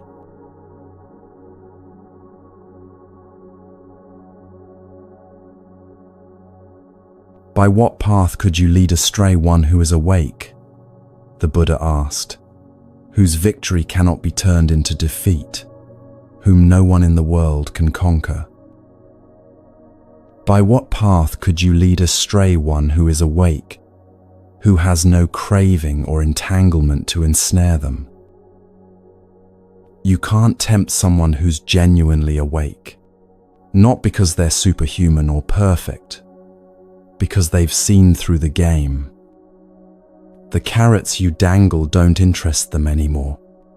The sticks you threaten them with have lost their power. Buddha means the awakened one. Not a god, not a prophet, just someone who woke up. Which means awakening is possible, not reserved for special people, in special circumstances. Even the gods honor the awakened ones, the Buddha said. Those who delight in meditation, who are calm, who find peace in renunciation, who are mindful and fully awake. What does awakened actually feel like? Not in the dramatic moment of enlightenment under the Bodhi tree, in an ordinary Tuesday afternoon. It feels like being completely present for whatever's happening without needing it to be different. Your coffee tastes like coffee, not like a distraction from discomfort. Rain is just rain, not an inconvenience ruining your plans. Difficult feelings arise and pass without consuming you. It feels like the difference between watching a movie and being in the movie. You're still experiencing everything: joy, sorrow, pleasure, pain, but you're not lost in it, not defined by it. There's space around the experience. Someone described it this way: before awakening, I was always somewhere else, planning the future, replaying the past, imagining different scenarios. After awakening, I'm just here. Not all the time. I still drift, still get caught up. But I notice faster, return sooner, and the returns get easier. Hard to be born as a human being, the Buddha taught. Hard to live a mortal life. Hard to hear the true teaching.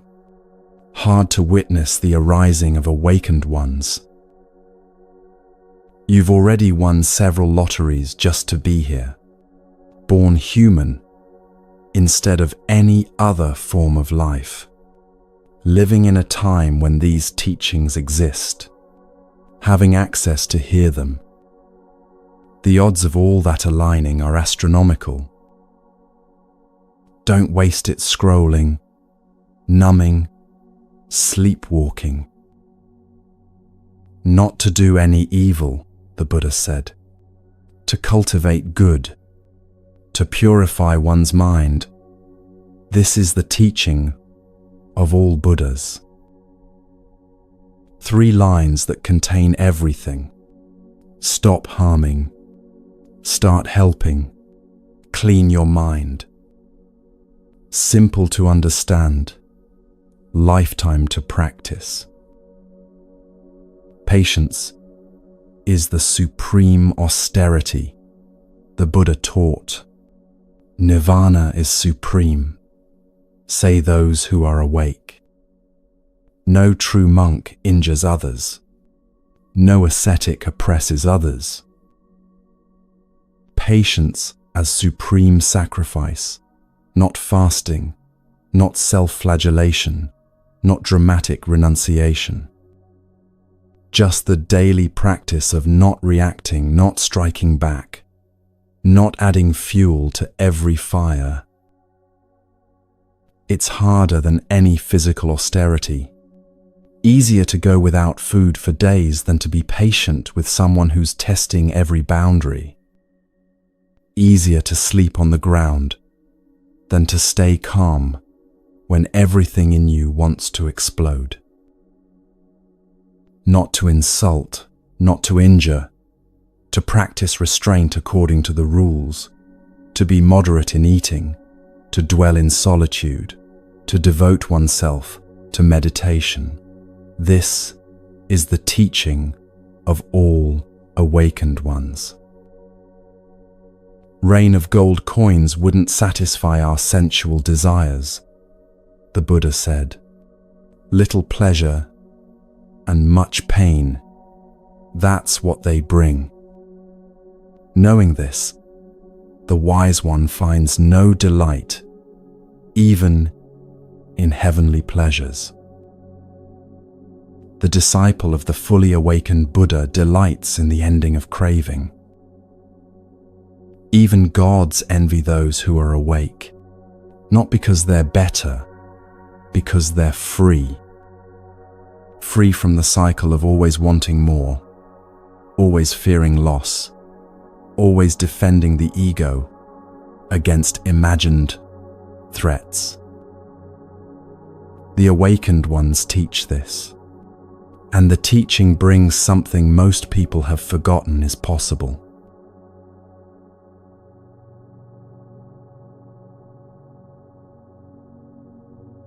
Let us live happily, without hate, among those who hate. Among hateful people, let us dwell without hate. Let us live happily, in good health, among those who are sick. Among sick people, let us dwell in good health. Let us live happily, without yearning among those who yearn. Among those who yearn, let us dwell without yearning. These verses sound impossible until you meet someone who actually lives this way. Then you realize, it's not pretending the hate isn't there. It's not being infected by it. There was someone who worked in a toxic environment. Office politics, backstabbing, constant complaints, everyone miserable, and making sure everyone else was too. For months, they participated fully, complained with the complainers, gossiped with the gossipers, hated with the haters. One Monday, they decided to try something different. Not to fix everyone else or change the culture, just to stop participating in the toxicity. When people complained, they listened without adding fuel. When people gossiped, they changed the subject.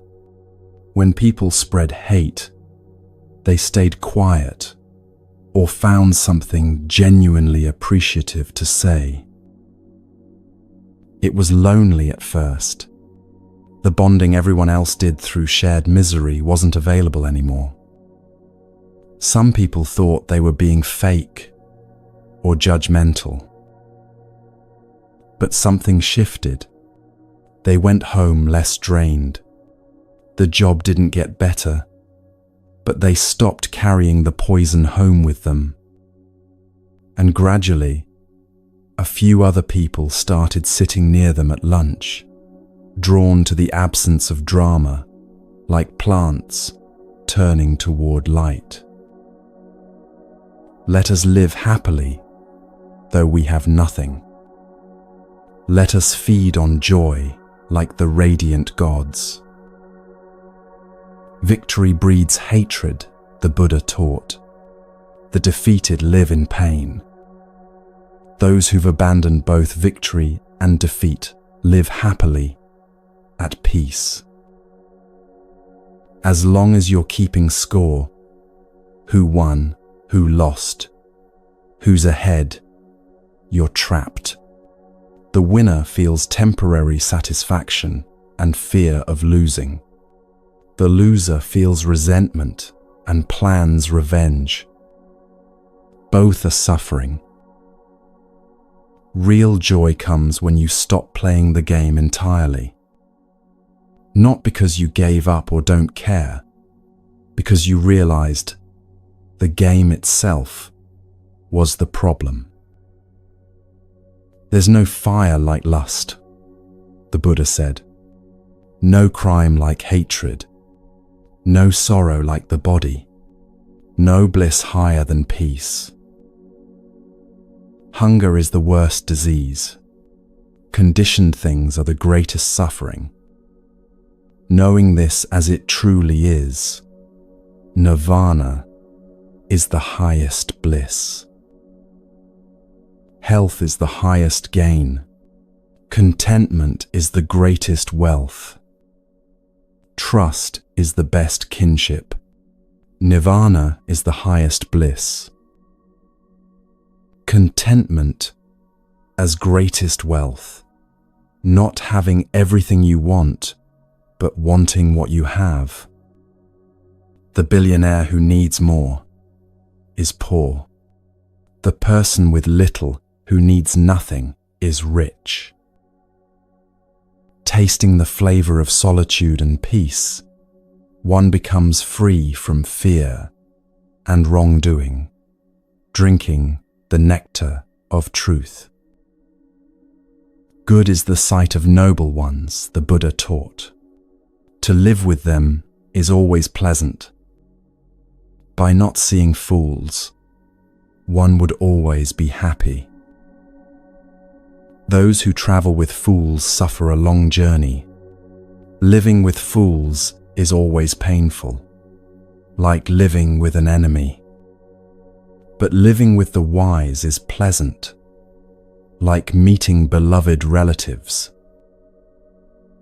If you find a wise companion, someone steady and insightful, walk with them. Overcome all dangers together, mindful and happy. The teaching keeps coming back to this. Who you spend time with shapes who you become. Spend time with people who complain. You'll complain more. Spend time with people who see clearly. You'll see more clearly. Not because they change you directly, because their way of being shows you what's possible. Nirvana is the highest joy, the Buddha said. Not the joy that depends on getting what you want. Not the joy that comes from winning or achieving or being praised. The joy that remains when all conditions change, when everything you built falls apart, when you lose everything external.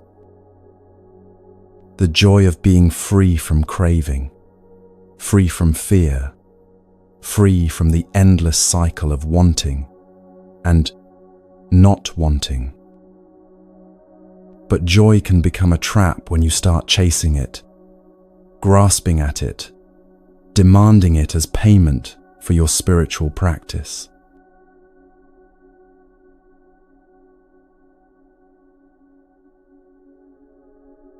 Those who indulge in pleasure and neglect meditation increase their cravings. They're like people strengthening the bonds that bind them. But those who delight in stilling thoughts, who meditate on what's repulsive about the body, who remain mindful, they will make an end of craving. They cut the bonds that tie them to suffering. The Buddha isn't condemning pleasure itself. He's pointing to something more subtle, the difference between enjoying something and needing it, between pleasure and craving. Pleasure happens.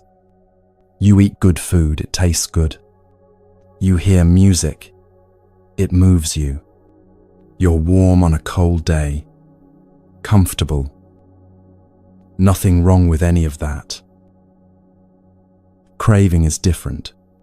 Craving is when you can't enjoy the meal because you're already thinking about the next one. When the music ends and you feel empty. When comfort becomes something you need constantly, or you fall apart. There was someone who loved good coffee, really loved it. The ritual of making it, the smell, the first sip in the morning. Harmless pleasure, right? Except they realized they couldn't function without it. Couldn't be pleasant to anyone until they'd had their coffee. Traveled with coffee equipment because they couldn't trust anyone else to make it right. Got anxious if their brand wasn't available. The pleasure had become a chain. They tried quitting completely, but that wasn't the answer either. That was just replacing one extreme with another. Instead, they learned to drink coffee without needing it, sometimes having it, sometimes not, enjoying it when present, but fine when absent. That's equanimity, not indifference, not numbness, just not being controlled by preferences. Free from craving and yearning, the Buddha taught, one feels bliss beyond any sensual pleasure. Free from both pleasure and pain, one finds real freedom. From pleasure comes grief. From pleasure comes fear. For one free from pleasure, there's no grief. So how could there be fear? From affection comes grief. From affection comes fear. For one free from affection, there's no grief. So how could there be fear? From sensuality comes grief. From sensuality comes fear. For one free from sensuality, there's no grief. So how could there be fear? From craving comes grief. From craving comes fear. For one free from craving, there's no grief. So how could there be fear? Each passion breeds its own terror. Love something desperately, and you live in fear of losing it. Desire something intensely, and you suffer when you can't have it. Attached to pleasure, and pain becomes unbearable. Free from both doesn't mean not caring about anything. It means caring without clinging, loving without possessing, enjoying without addiction. Pleasure binds subtly, wrapping around you so gently you don't notice until you try to move. Anger binds obviously, with chains you can see and feel.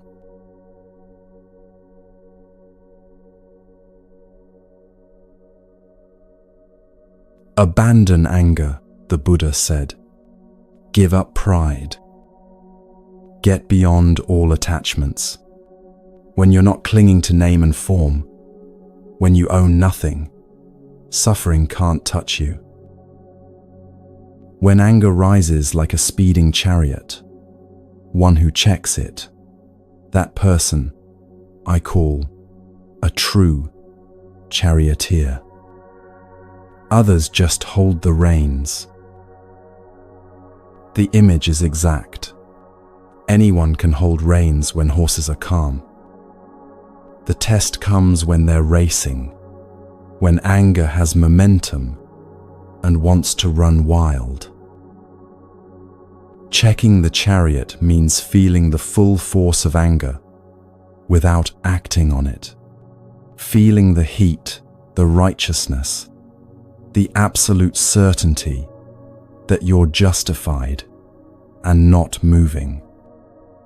Just sitting with it until it passes, because it always passes if you don't feed it. Conquer anger with love, the Buddha taught. Conquer evil with good. Conquer the stingy with generosity. Conquer the liar with truth.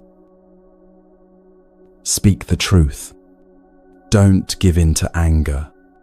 Give even from your poverty. Through these three things, you reach the presence of the gods. There was someone in a meeting where they were being blamed for something that wasn't their fault. The accusations were unfair. The tone was hostile, and every instinct said, fight back. Defend yourself.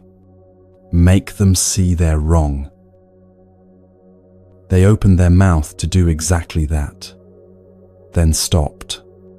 Not from weakness or fear, from seeing the bigger picture. This person blaming them was clearly hurting, clearly threatened, clearly struggling with something that had nothing to do with the actual issue. They could win this argument and make an enemy, or they could let it go and maybe, eventually, find an ally. You're right that this didn't go well, they said quietly. Let's figure out how to fix it together. The room shifted. Not dramatically. No one apologized or admitted they were wrong.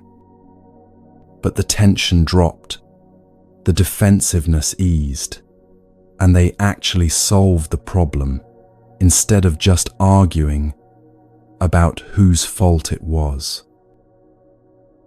That's conquering anger with non-anger, not pretending you're not angry, choosing not to act from anger, choosing what actually works over what feels momentarily satisfying. The sages who harm no one, who always control their bodies, they go to the unchanging place where, having gone, they don't grieve. Those always wakeful, studying day and night, intent on nirvana, their taints fade away. This is an old saying, not from today alone.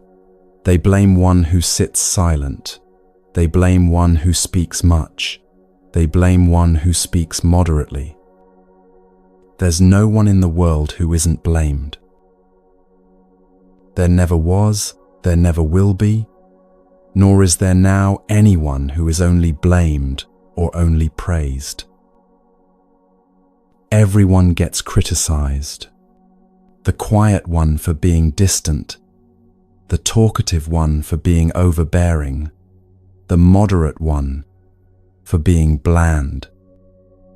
You cannot live in a way that pleases everyone. So stop trying. Do what's right, not what gets approval. The wise know the difference. Anger controlled, blame accepted as inevitable, peace chosen over being right. But time is still short, and there's work to do.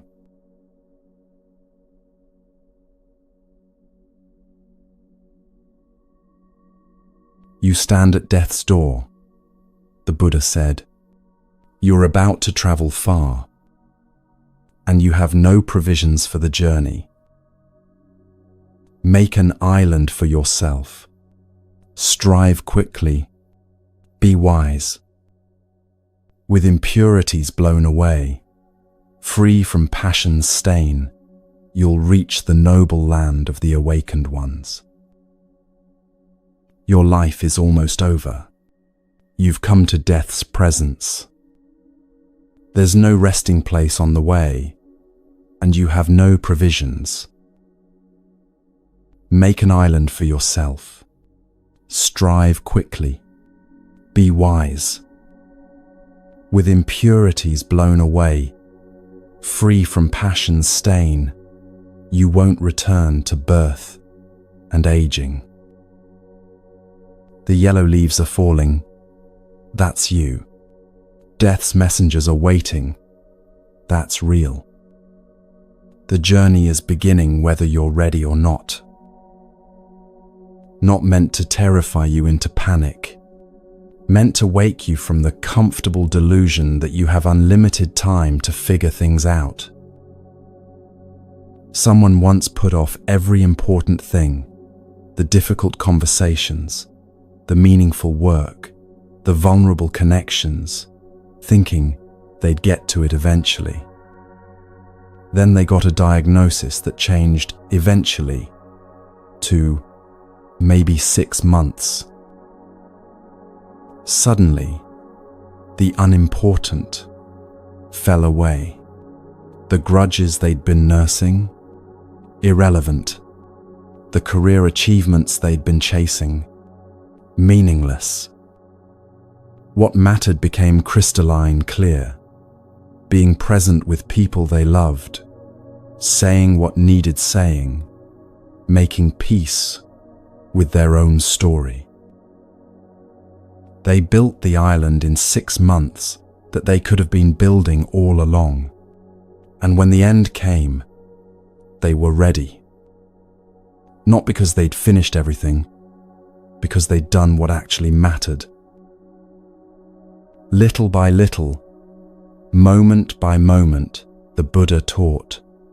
The wise one removes impurities from themselves, like a silversmith removing dross from silver. The silversmith doesn't blast the silver with maximum heat all at once. That would destroy it. They apply steady, measured heat, watching carefully, removing each impurity as it rises to the surface. Your work is the same. Not dramatic purification through extreme measures, patient, consistent effort over time. Each moment of awareness, each choice toward kindness, each time you catch a harmful pattern and redirect it. One impurity at a time, one day at a time. The work of a lifetime.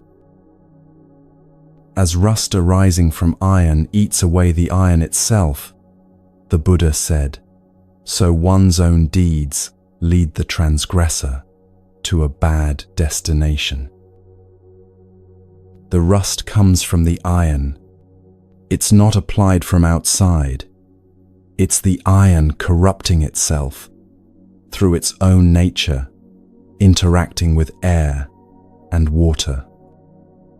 That's how our harmful patterns work. No one makes you resentful. You generate resentment. No one makes you greedy. You cultivate greed. The corruption comes from within, and it destroys from within. Non-recitation is the rust of mantras, the Buddha taught. Non-maintenance is the rust of houses. Laziness is the rust of beauty. Negligence is the rust of the watchful. Misconduct is a woman's flaw. Stinginess is a giver's flaw. Bad qualities are flaws in this world and the next. But worse than all these flaws is ignorance, the worst flaw of all. Life is easy for the shameless, the Buddha said, who is as bold as a crow, a backbiter, arrogant, reckless, corrupt. But life is hard for one who has a sense of shame, always seeks purity, is detached and not reckless, lives purely and with insight. True, it's easier to lie, cheat, take shortcuts, ignore consequences. Easier in the short term anyway. In the long term, the shameless person builds a life like a house on quicksand, looks fine until tested, then everything collapses. Whoever destroys life, speaks falsely, takes what isn't given, goes to another's wife, indulges in intoxicating drink, such a one digs up their own roots right here in this world. Know this, the uncontrolled are in a bad state. Don't let greed and wrongdoing oppress you to long suffering. People give according to their faith and satisfaction, the Buddha said. If you're upset about others' food and drink, you won't reach concentration by day or night. But if you've cut off, destroyed, and eliminated such upset, you reach concentration by day or night. Stop comparing. Stop scorekeeping. Stop being disturbed by what others have or don't have. That disturbance is another chain binding you. Impurities removed through patient effort, one at a time, like silver, becoming pure. But what about the path itself? How do you walk it?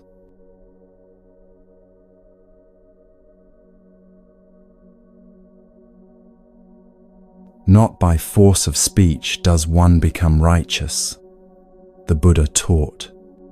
One who is patient, free from hate and fear, that one is called righteous. There was a judge known for never rushing to judgment. When cases came before her, she'd listen to all sides completely before saying anything.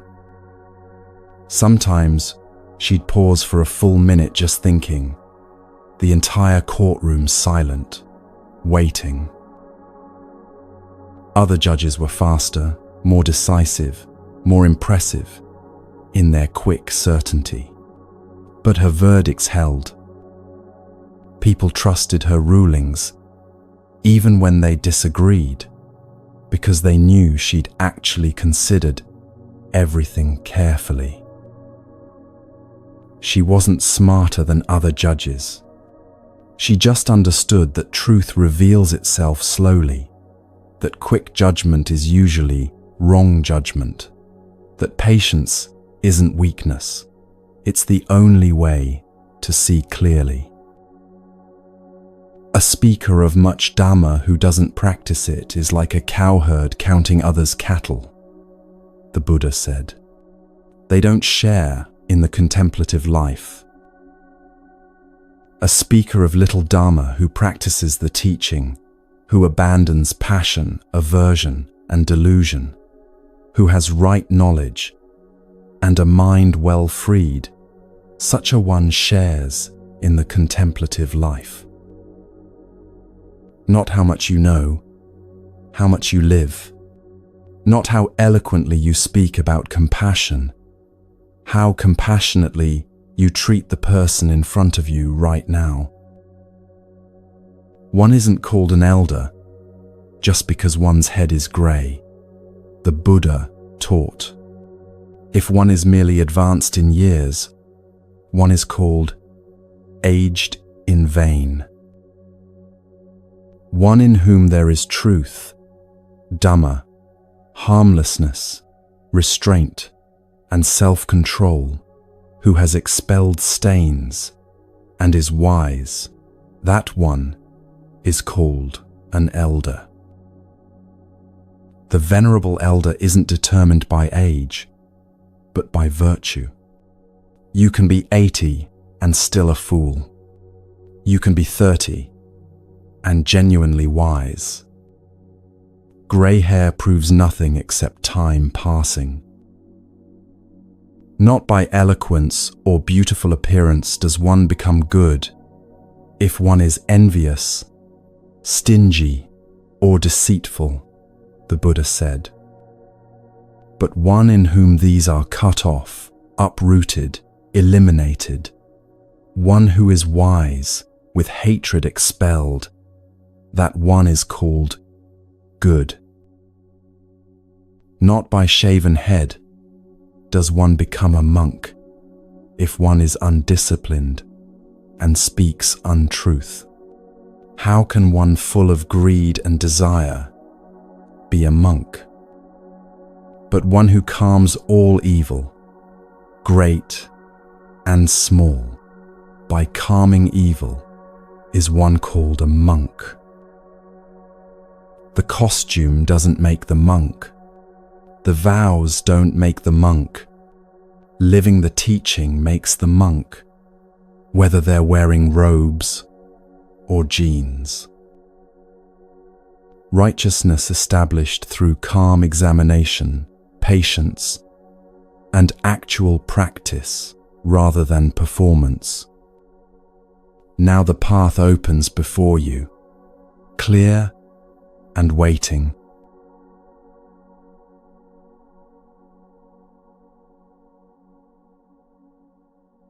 Best of paths is the eightfold path the Buddha taught. Best of truths are the Four Noble Truths. Best of qualities is freedom from passion. Best of two-footed beings is one who sees. This is the path. There's no other for purity of vision. Follow this path and you'll bewilder death itself. Following this path, you'll make an end of suffering. I've proclaimed this path, having known the removal of suffering's arrows. You yourself must strive. The awakened ones only point the way. Those who meditate and enter the path are freed from the bonds of death. The eightfold path isn't a ladder you climb or a test you pass. Think of it as 8 companions walking beside you, each one helping in a different way. Right view is seeing clearly, not seeing what you wish was true or fear might be true, seeing what actually is. It's sitting at breakfast and noticing, I'm angry, and the anger is real, but I'm not the anger. It's watching your thoughts arise and pass like clouds, instead of believing every story they tell. Right intention is choosing your direction, not being blown by every wind of circumstance, but knowing This is where I'm headed. Intention toward renunciation, letting go of harmful attachments. Intention toward goodwill, wishing others well, even when it's hard. Intention toward harmlessness, choosing not to hurt when you have the power to hurt. Right speech is understanding that words are actions with consequences. The cruel joke that lands like a punch, the truth spoken to heal instead of to wound, the silence chosen instead of the cutting remark. Every word either adds suffering to the world or reduces it. There's no neutral speech. Right action is hands that help instead of harm.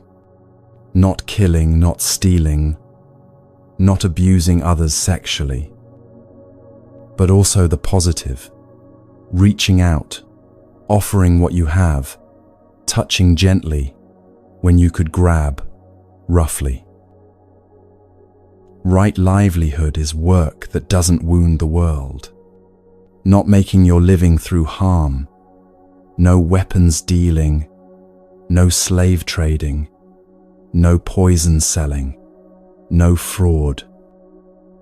But more than that, earning your way in a manner that lets you sleep at night, that doesn't require you to become someone you're ashamed of. Right effort is the sustainable striving, not the heroic sprint that ends in collapse, but the steady pace you can maintain, preventing new, harmful states from arising, abandoning harmful states that have arisen, cultivating wholesome states not yet arisen, maintaining wholesome states already present. Day after day, choice after choice. Right mindfulness is remembering to remember. Your mind will wander. That's what minds do.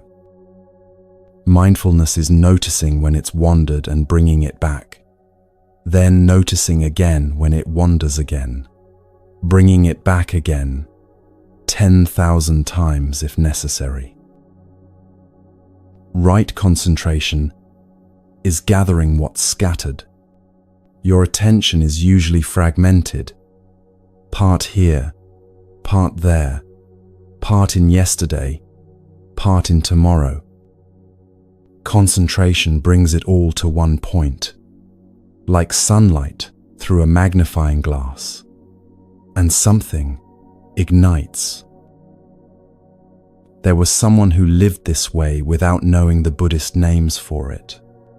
They'd never heard of the Eightfold Path, never read the sutras, never sat on a meditation cushion. But they saw their life clearly, acknowledged their mistakes without defending them, noticed their patterns without judgment. They chose kindness as their direction even when it cost them. They spoke carefully, knowing words could build or destroy. Their work helped people, and they could look anyone in the eye. They showed up consistently, not perfectly, but reliably. They paid attention to their own mind, caught themselves in harmful spirals, redirected gently. When they finally encountered the Buddha's teaching years later, they thought, "Oh, there are names for what I've been trying to do. I've been walking this path all along without knowing it had a name." The path isn't Buddhist, it's human. The Buddha just mapped what works, what leads to less suffering, what actually helps. All conditioned things are impermanent, he taught.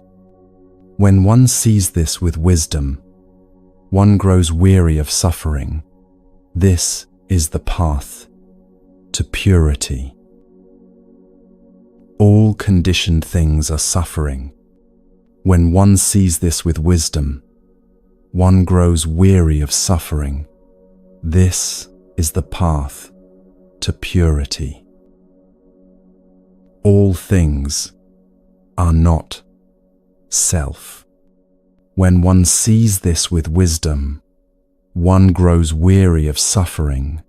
This is the path to purity. The three seals, the three marks of existence. Everything changes. Impermanence. Clinging to what changes creates suffering. Dukkha. Nothing has a permanent, independent self. Anatta. Not philosophy to debate. Truths to see directly in your own experience. Watch anything closely enough, and you'll see it changing. Notice how suffering arises when you try to hold on to what's shifting. Look for the permanent you, and find only a flowing process, not a fixed thing. Those who don't rouse themselves when it's time to rise, who are lazy and weak in resolve, who are overcome by laziness and sloth, such people don't find the path of wisdom. You must make the effort. Teachers can only point the way, walk beside you, encourage you. But the actual steps, those are yours, alone. The path is clear, mapped by countless travelers before you, maintained by those who walk it now. But we must stay alert, because even on a clear path, it's easy to drift into sleep.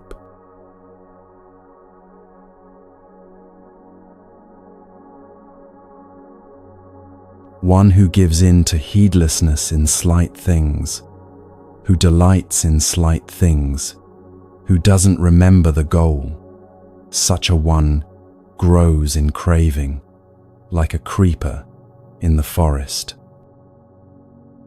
But one who is mindful, who contemplates constantly, who cultivates what should be cultivated, such a one's craving fades away. The difference between small pleasure and great joy isn't obvious at first. Small pleasure is immediate, easy, available. Great joy takes time, effort, sacrifice of the immediate for the lasting. There was someone who loved their evenings of television, wine, and snacks. Nothing wrong with any of it individually. But 4 hours every night, for years, they realized they'd traded their evenings for numbness. They wanted to write, had wanted to for decades. But writing required being present, being alert, being vulnerable. The wine made that impossible. The television filled the space where writing could happen. The snacks were just another distraction. So they stopped. Not forever. Not as punishment. Just stopped automatically, reaching for those things every single night. The first weeks were uncomfortable. The evenings felt long and empty. They didn't know what to do with themselves without their usual routine. But then they started writing. Badly at first, painfully. But something was coming alive that had been dormant for years. 6 months later, they'd finished a manuscript they'd been planning to write someday for 20 years. The joy of that, seeing something complete, something real, something they'd actually done instead of just talked about, made the pleasure of those nightly escapes seem thin and hollow in comparison. They'd given up small pleasures and found something larger, not better than pleasure, different, deeper, more real. Those who seek their own happiness by harming others are not freed from hate, being entangled in the bonds of enmity. You can't build your peace on someone else's pain. It doesn't work. The chains you bind others with bind you too. Through doing what should not be done, and not doing what should be done, in those heedless and careless, the taints increase. But in those always mindful, who cultivate meditation on the body, who don't do what should not be done, but persevere in what should be done, in those mindful and aware, the taints come to an end. We know what we should do. Almost always, we know. The problem isn't information. It's doing what we know. Should call that person back. Don't. Should say the difficult thing. Stay silent. Should stop eating. Keep eating. Should start exercising. Stay sedentary. The gap between knowing and doing is where most of us live our entire lives. Having slain mother and father, 2 warrior kings, a kingdom with its subjects, and a hero as 5th, the Brahmin goes untroubled. Having slain mother and father, 2 Brahmin kings, and a tiger as 5th, the Brahmin goes untroubled. Shocking verses, deliberately provocative. The Buddha using metaphor so stark it stops you cold. Mother is craving, the force that births all suffering. Father is conceit, the ego that must be maintained. The 2 kings are eternalism and nihilism, the extreme views that trap us. The kingdom is sense pleasures and attachments. The hero or tiger is doubt that paralyzes. Kill these, metaphorically, in your own mind and heart, and you're purified even from the worst karma. Not literally harming anyone, but destroying the roots of suffering within yourself. The disciples of Gautama Buddha, always awake, whether by day or by night, constantly recollect the Buddha. The disciples of Gautama Buddha, always awake, whether by day or by night, constantly recollect the Dhamma. The disciples of Gautama Buddha, always awake, whether by day or by night, constantly recollect the Sangha. Remembering the Buddha, not worshipping, but remembering what awakening actually looks like, that it's possible, that someone did it. Remembering the Dhamma, the teaching, the truth, the way things actually are, beneath the stories we tell. Remembering the Sangha, the community of practitioners, those who walk the path with you, who understand what you're trying to do because they're trying to do it too. The disciples of Gautama Buddha, always awake, whether by day or by night, constantly recollect the body. The disciples of Gautama Buddha, always awake, whether by day or by night, delight in harmlessness. The disciples of Gautama Buddha, always awake, whether by day or by night, delight in meditation. Recollecting the body, this flesh and bones, temporary and changing, subject to aging and death. Not morbid contemplation, but realistic seeing. Delighting in harmlessness, finding actual joy in not causing pain, in being gentle, in letting things live. Delighting in meditation, the deep happiness that comes from a mind at peace with itself, gathered and still. Difficult is the going forth, difficult to delight in, the Buddha taught. Difficult and painful is life in a household. Painful is association with those unlike oneself. The traveler in samsara is beset by pain, so don't be a traveler, don't be beset. Painful to leave the world and become a monastic, giving up everything familiar. Painful to stay in the world, caught in all the entanglements of family, work, society. Both paths have their suffering. The point isn't to escape pain. It's to stop adding unnecessary pain to the inevitable pain of existence. To stop being a restless traveler, constantly seeking the next thing, and instead, rest where you are.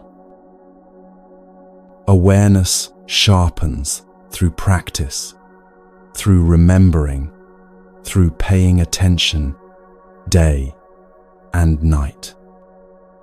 But what of the shadows, the things we don't want to see, the parts of ourselves we'd rather ignore? Those who say they did what they didn't do, and those who say they didn't do what they did, both go to a woeful state, both being people of base action. The Buddha isn't talking about theology or the afterlife here. He's talking about psychology, about what happens inside a person who lives with lies. The hell realm isn't somewhere you go after death. It's the state you create in your own mind when you can't face the truth. When your whole life becomes a performance, a cover-up, an endless defense against being found out. There was someone who told a small lie at work, just a little one, said they'd completed something they hadn't quite finished yet. No big deal, they'd finish it soon anyway. But their boss mentioned the completed project to someone else. Now that person was expecting deliverables based on work that didn't exist. So another lie to cover the timing, another to explain the delay. Each lie requiring more lies to support it, like a house of cards where every new card makes the whole structure more fragile. 6 months later, they were maintaining an elaborate fiction involving fake emails, backdated documents, and carefully managed conversations. They couldn't sleep well, couldn't relax. Every meeting was a minefield. They'd created their own hell, not after death, but right here in their daily life. When it finally collapsed, the relief was almost worth the consequences. Not having to remember which lie they'd told to whom, not having to perform constantly, not having to live in that self-created prison anymore. Many wearing the yellow robe have bad character and are uncontrolled, the Buddha said. Through their bad character, they're reborn in hell. Better to swallow a red-hot iron ball, blazing like fire, than to be an immoral person, without self-control, eating the alms food of the country. Harsh words, deliberately shocking. The point: wearing the costume doesn't make you the thing. Calling yourself spiritual while acting harmfully is worse than not pretending at all. The yellow robe, the meditation cushion, the spiritual books on your shelf, none of it means anything if your actual life contradicts it. Better to be honestly struggling than falsely enlightened. 4 things befall a heedless person who commits adultery with another's spouse, the Buddha taught. Acquisition of demerit, troubled sleep, blame from others, and rebirth in hell. There's acquisition of demerit and a bad destination. Brief is the pleasure of the frightened with the frightened. The king imposes a harsh punishment. Therefore, one should not commit adultery with another's spouse. Not moralizing for its own sake. Practical ethics. These are the actual consequences that follow the action, like shadows follow a body. The demerit is the weight you carry in your own conscience. The troubled sleep is the anxiety of being found out. The blame is the loss of trust and reputation. The hell is the destruction of multiple lives, your own, your partner's, the other person, their partner. And the pleasure that seemed worth it? Brief and shot through with fear, never free, never clean. As kusa grass wrongly grasped cuts the hand, the Buddha said, so the monastic life wrongly grasped drags one to hell. Any slack action, any corrupt observance, any suspicious celibacy, none of these bear great fruit. If something's to be done, do it firmly. A lax monastic stirs up dust all the more, the dust of passion. The kusa grass image is precise. Grasp it correctly, and it's useful, harmless. Grasp it wrong, and it cuts you. Same with spiritual practice. Done skillfully, it liberates. Done unskillfully, with wrong intention or understanding, it can harm. Someone who meditates to escape their problems rather than face them isn't practicing. They're just finding a new form of avoidance. Someone who uses spiritual concepts to bypass genuine emotion or responsibility isn't growing. They're just building a prettier prison. Better not to do a bad deed, for it torments you afterward, the Buddha taught. Better to do a good deed, for you don't regret it afterward. Like a frontier city guarded inside and out, so you should guard yourself. Don't let the moment pass you by. Those who let the moment pass grieve when consigned to hell. The frontier city, the border town that must be vigilant because enemies could come from any direction. That's you. Guard yourself means pay attention. Stay awake. Don't drift into carelessness just because nothing bad has happened lately. People are ashamed of what they shouldn't be ashamed of, and not ashamed of what they should be, the Buddha said. Embracing wrong views, they go to a woeful state. People see danger where there is no danger, and no danger where there is danger. Embracing wrong views, they go to a woeful state. People see wrong in what is right, and right in what is wrong. Embracing wrong views, they go to a woeful state. But those who see wrong as wrong and right as right, embracing right views, they go to a good destination.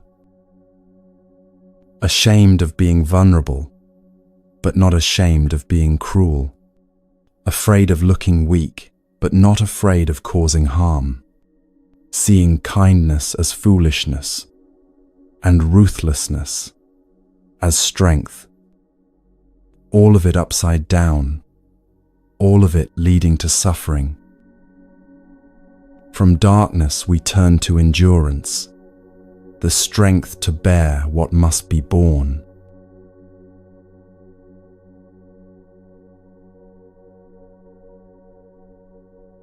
I will endure abuse like an elephant in battle endures arrows shot from a bow, the Buddha said. Most people are undisciplined. They lead a tamed elephant into battle. The king mounts a tamed elephant. Best among human beings is the tamed one who endures abuse. Excellent are tamed mules, thoroughbred horses, and great elephants. But better still is one who has tamed oneself. The elephant in battle stands firm, while arrows rain down, not because it doesn't feel them, because it's been trained to endure without fleeing or attacking wildly. That's the strength the Buddha is pointing to, not invulnerability, disciplined response to inevitable pain. You will be criticized, attacked, misunderstood, hurt. The question isn't whether it happens, but how you meet it when it does. For not by these vehicles could you go to the untrodden land, the Buddha taught, but by self, well-tamed, you go, being well-tamed yourself. The elephant called Dhammapada, hard to control, when in rut, bound, eats not a morsel. The great elephant misses the elephant forest. Even the strongest, most magnificent elephant, when captured, when bound, remembers freedom and refuses to participate in captivity. That longing for the forest, for the natural state, for what you really are beneath all the conditioning, the Buddha is saying, honor that longing. When a person is sluggish and gluttonous, a sleeper who wallows like a great hog fed on grains, such a dullard enters the womb again and again. Before, this mind wandered where it wished, as it liked, as it pleased, the Buddha said. Today I will hold it in check, as one wielding a goad controls an elephant in rut. Notice, even the Buddha's mind wandered. Even he had to train it, hold it in check, work with it deliberately. He's not describing some perfect state he was born into. He's describing the ongoing practice of training attention. Your mind wanders too. That's not failure. That's the human condition. The practice is bringing it back, again and again, with the patience of someone training a powerful animal. Delight in heedfulness, the Buddha taught. Guard your mind well. Lift yourself out of the bad way as an elephant sunk in mud pulls itself out. The elephant doesn't sink in mud and then give up, deciding it's too hard to escape. It uses its strength methodically, one movement at a time, until it's free. You do the same with habits that trap you, with patterns that feel overwhelming, one choice at a time, one day at a time, persistent effort, until you're standing on solid ground again. If you find a mature companion, a wise associate who leads a good life, you should, overcoming all dangers, wander with that person, pleased and mindful. But if you don't find a mature companion, a wise associate who leads a good life, you should wander alone, like a king who has abandoned his conquered kingdom, or like a great elephant, alone in the elephant forest. Better it is to wander alone. There's no companionship with a fool. Wander alone and do no evil, free from care like a great elephant alone in the elephant forest. The great elephant alone, powerful, dignified, self-sufficient, not lonely because it needs no one, complete in itself. That's the alternative when you can't find wise companions, solitude with integrity, rather than company that corrupts. Better to walk alone than with fools who will drag you down, who will normalize harmful patterns, who will make your worst impulses seem reasonable. Loneliness is temporary discomfort. Bad company is lasting damage. A pleasant thing is companionship when a need has arisen, the Buddha taught. Pleasant is contentment with whatever there is. Pleasant at life's end is merit. Pleasant is the abandoning of all suffering. Pleasant in the world is reverence for one's mother. Pleasant too is reverence for one's father. Pleasant in the world is reverence for monastics. Pleasant too is reverence for the noble ones. Pleasant is virtue lasting to old age. Pleasant is faith well established. Pleasant is attainment of wisdom. Pleasant is avoidance of evil deeds. These simple goods, friendship when needed, contentment with what is, parents honored, virtue maintained, wisdom gained, harm avoided. Not dramatic, not heroic, just the quiet pleasures of a life lived with care and attention. Like the elephant, endure what must be endured.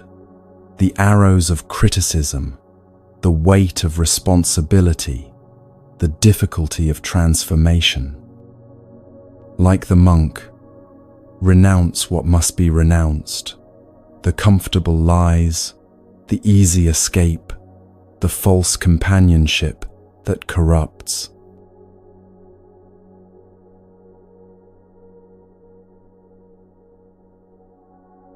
When a person doesn't practice meditation but lives devoted to pleasure, the Buddha taught, craving grows like a creeping vine. Such a one runs from birth to birth like a monkey in the forest searching for fruit. Whoever in the world is overcome by this wretched clinging craving, their sorrows grow like birana grass after rain. But whoever in the world overcomes this wretched clinging craving, so hard to overcome, sorrows fall away like water drops from a lotus leaf. Craving is like a vine that starts small and innocent, just a little tendril wrapping around the trunk of your life. You barely notice it at first. Then it spreads, sending out runners in every direction, wrapping tighter, growing thicker, until one day you realize the vine has taken over completely, and the tree, your actual life, is being strangled. There was someone who realized they had a problem with shopping, not the buying itself, the craving that drove it. Every time they felt stressed, lonely, or bored, they'd buy something online. The anticipation of the package arriving would lift their mood temporarily.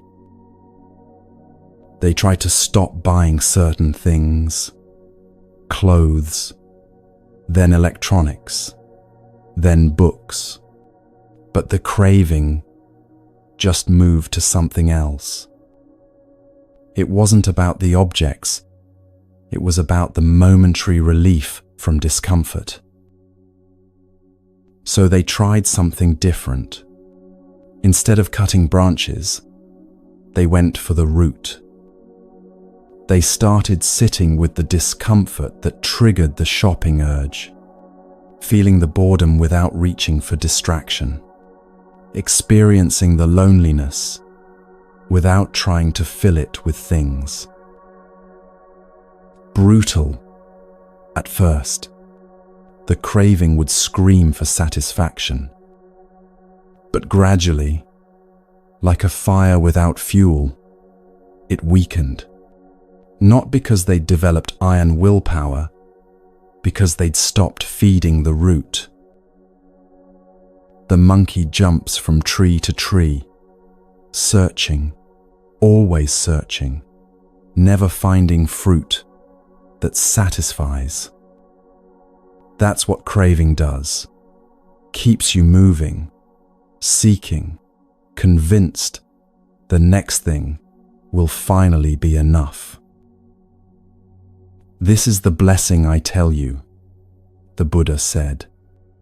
All of you gathered here, dig up the root of craving, like one digging up Bairana grass for its fragrant root. Don't let death crush you again and again, like a flood crushing a reed. The Bairana grass has bitter leaves, but a sweet-smelling root. You have to dig through the unpleasant surface to get to what's valuable underneath. Same with craving.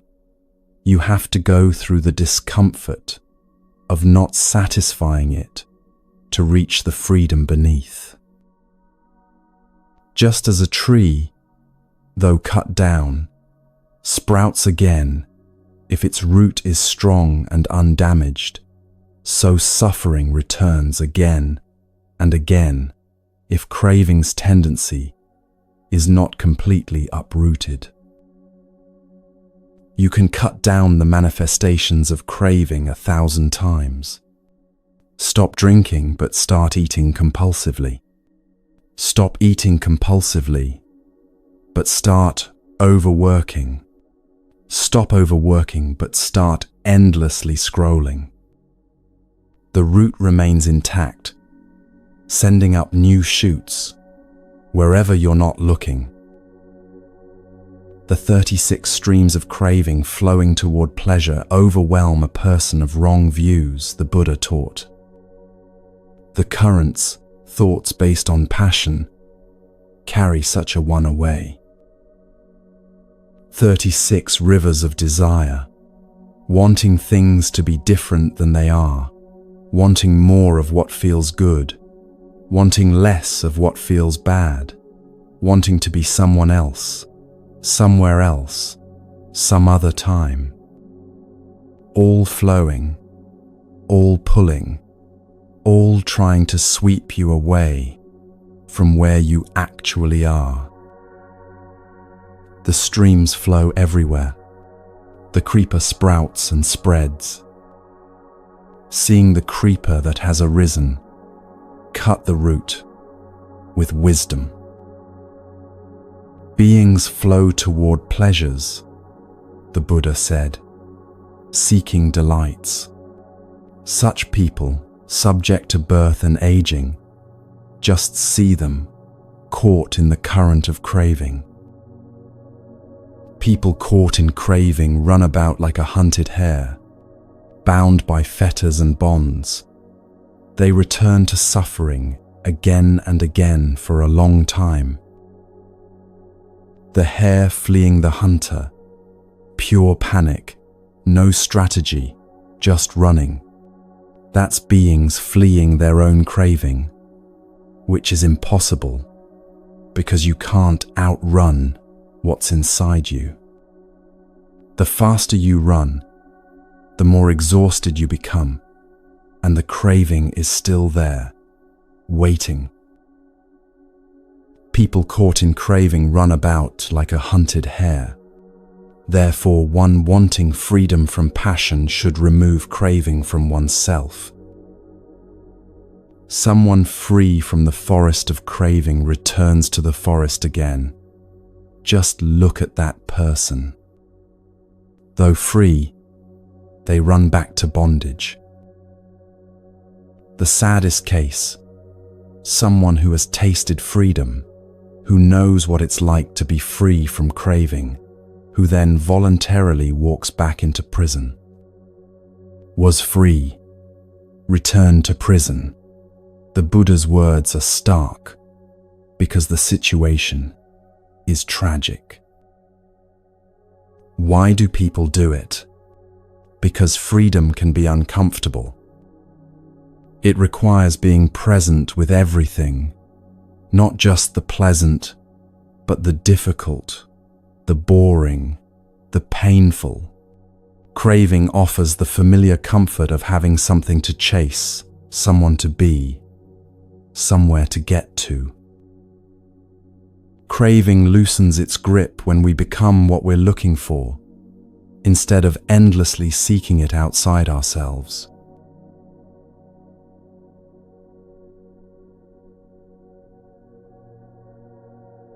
Good is restraint in the eye, the Buddha taught. Good is restraint in the ear. Good is restraint in the nose. Good is restraint in the tongue. Good is restraint in the body. Good is restraint in speech. Good is restraint in mind. Good is restraint everywhere. A monk restrained everywhere is freed from all suffering. Restraint doesn't mean repression. It means skillful relationship with the senses, not being controlled by every stimulus, every impulse, every passing desire. The monastic life is a metaphor available to everyone, not just people in robes. It's the choice to live with intention instead of habit, with awareness instead of autopilot, with commitment to what actually matters instead of drift.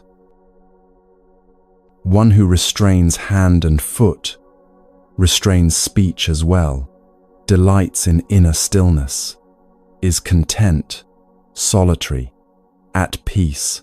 That one I call a monk. There was someone with a regular job, a family, a mortgage, completely ordinary life, but they lived like a monk in the essential ways. They were careful with their words, spoke only when it added value. They didn't chase every pleasure that presented itself. They spent time in silence every day, just sitting, just being present. They were content with what they had instead of constantly wanting more. Their friends thought they were missing out on life, but they'd found something their friends were still searching for, a sense of enough, of being home in themselves, of not needing circumstances to be different to be okay. A monk who controls their tongue, speaks wisely, is gentle, explains the meaning and the letter of the teaching. Sweet is their speech. One who dwells in the Dhamma, delights in the Dhamma, meditates on the Dhamma, remembers the Dhamma well. Such a monk doesn't fall away from the true Dhamma. One shouldn't despise what one receives, nor envy others. A monk who envies others doesn't attain concentration. Even if receiving little, if a monk doesn't despise their gains, the gods praise such a one who lives purely and doesn't slacken effort. The hand without a wound can carry poison. The Buddha taught, poison doesn't affect one without a wound. There's no evil for one who doesn't do evil. If you're not creating harm, harm has nowhere to land in you. Like poison on healthy skin, it can't penetrate, can't infect, can't destroy.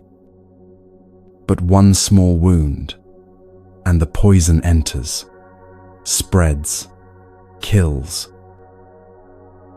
Whoever wrongs an innocent person, one pure and blameless, the evil falls back on that fool, like fine dust thrown against the wind. Hard to be born as a human being, the Buddha taught. Hard to live the mortal life. Hard to hear the true Dhamma. Hard is the arising of Buddhas. You've already won the cosmic lottery several times over, just to be here, able to hear this, capable of understanding it. Don't waste it on autopilot.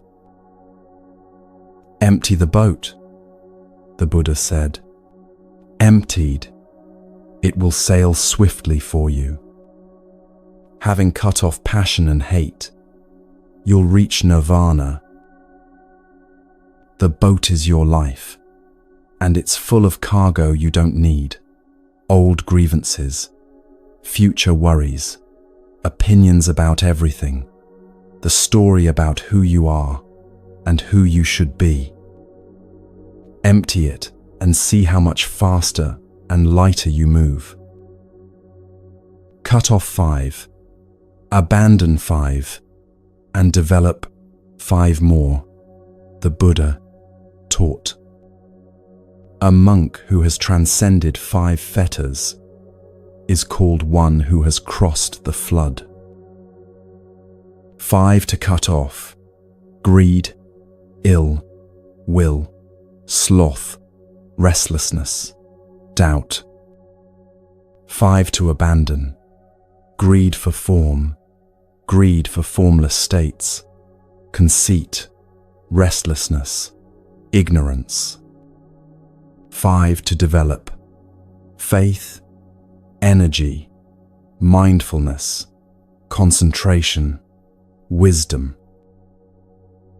Meditate, monk, the Buddha urged. Don't be heedless. Don't let your mind whirl in sensual pleasures, lest heedless you swallow a red-hot iron ball and cry out when burning, "This is suffering." Without wisdom, there's no concentration. Without concentration, there's no wisdom. One in whom there's both concentration and wisdom is near nirvana, indeed. A monk who enters an empty dwelling, whose mind is at peace, who sees the Dhamma clearly, such a one experiences a delight beyond that of humans.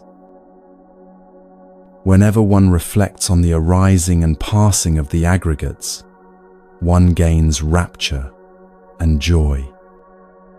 For those who understand, this is the deathless.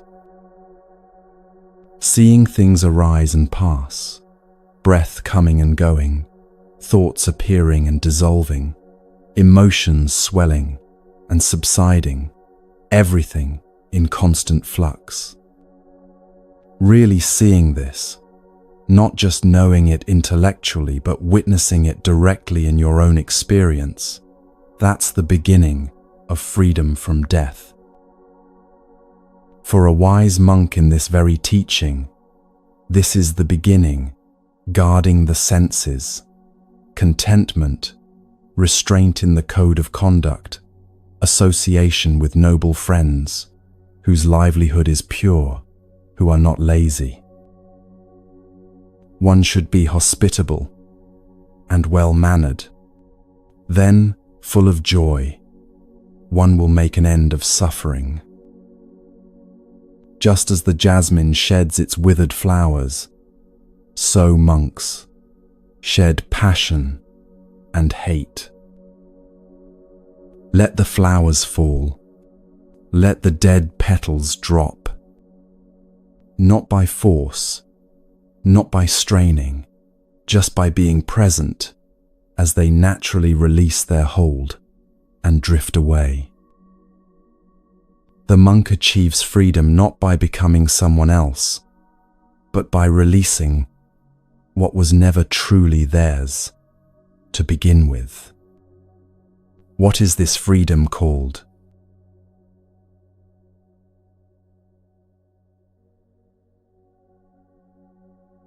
Cut off the stream completely, the Buddha taught. Drive away sensual desires, Brahmana.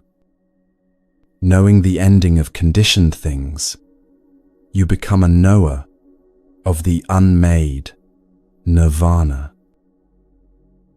When a Brahmana has gone beyond two things, tranquility and insight, then all fetters of such a knowing one come to an end. I call a Brahmana one for whom there is neither this shore nor the far shore nor both. One who is free from distress and unbound. The word Brahmana here has nothing to do with birth or caste.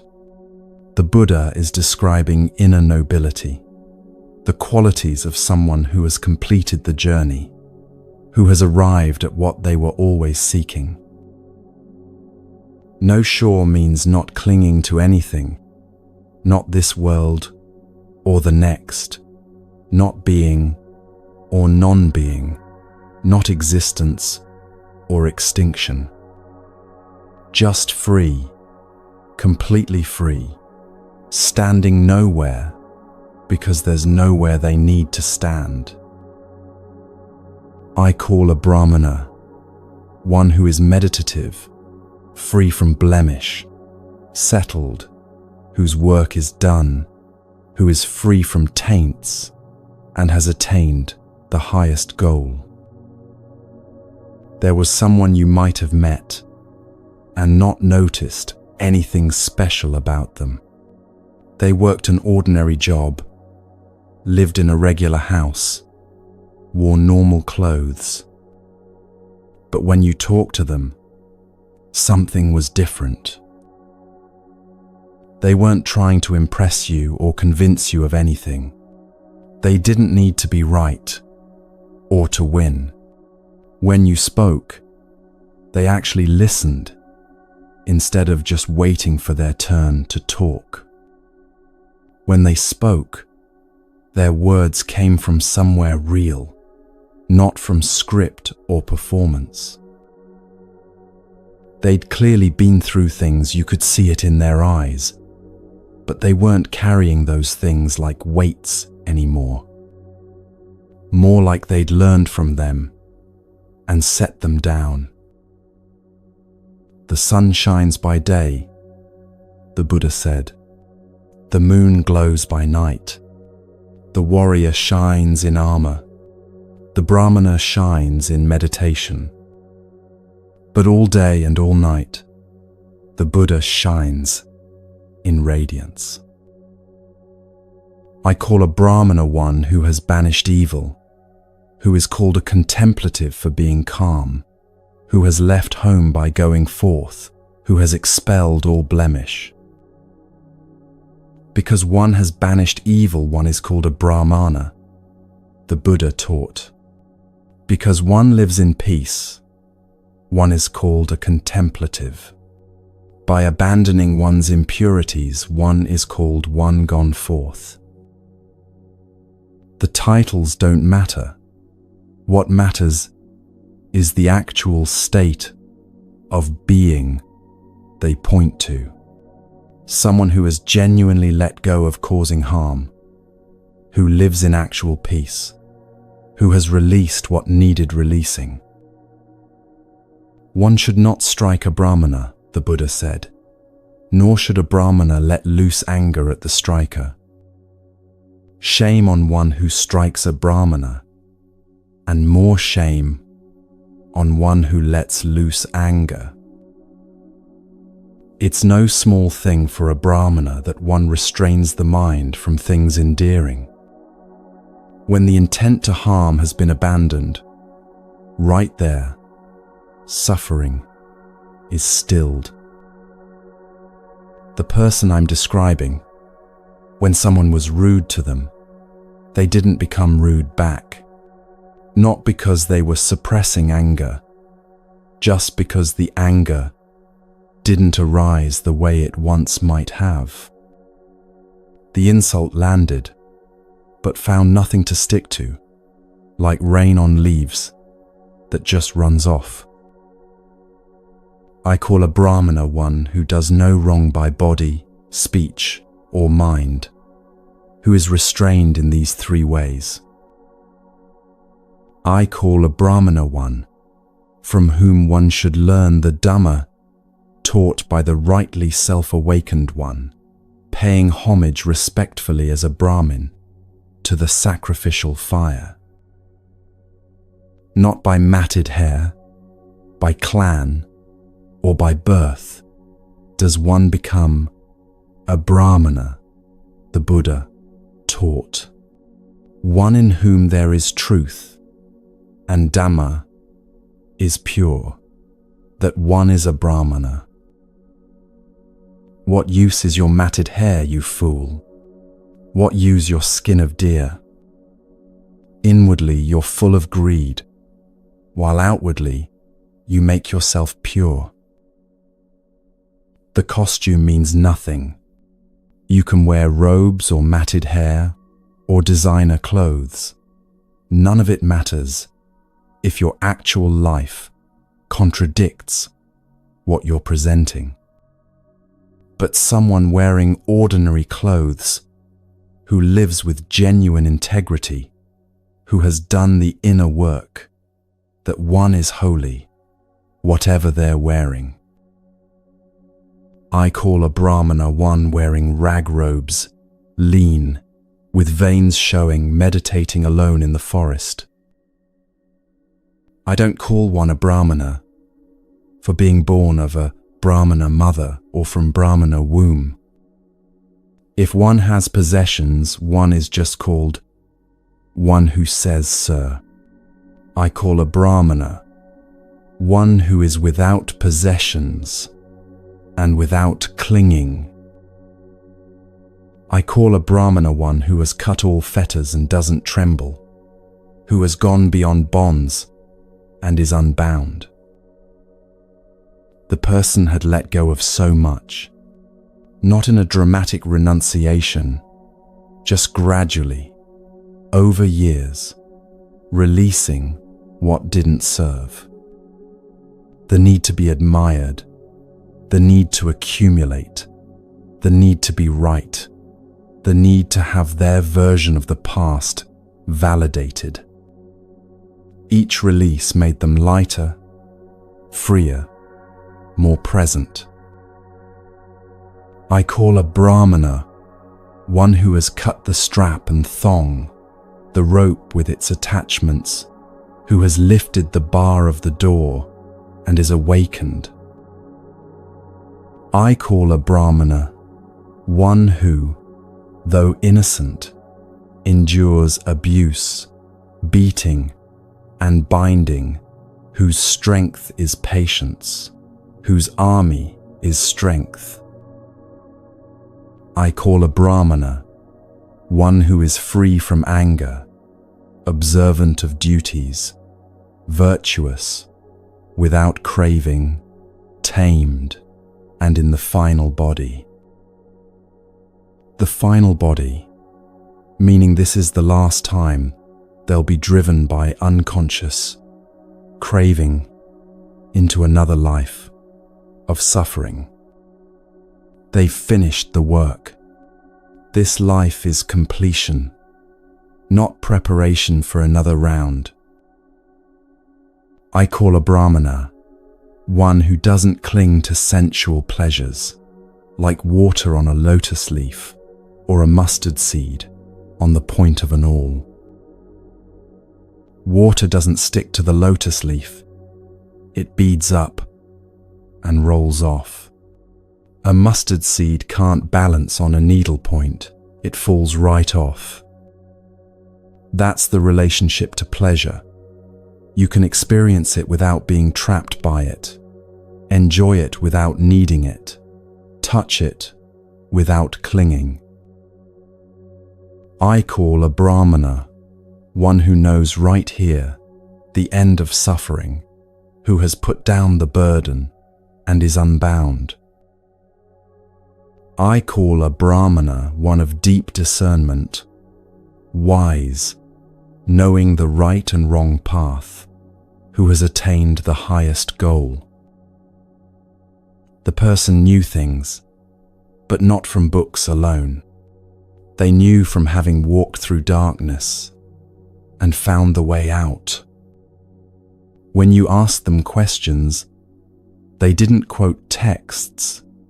They spoke from direct experience, from having been lost and then found. I call a Brahmana one who associates with neither householders nor the homeless, who wanders without an abode, with few wants.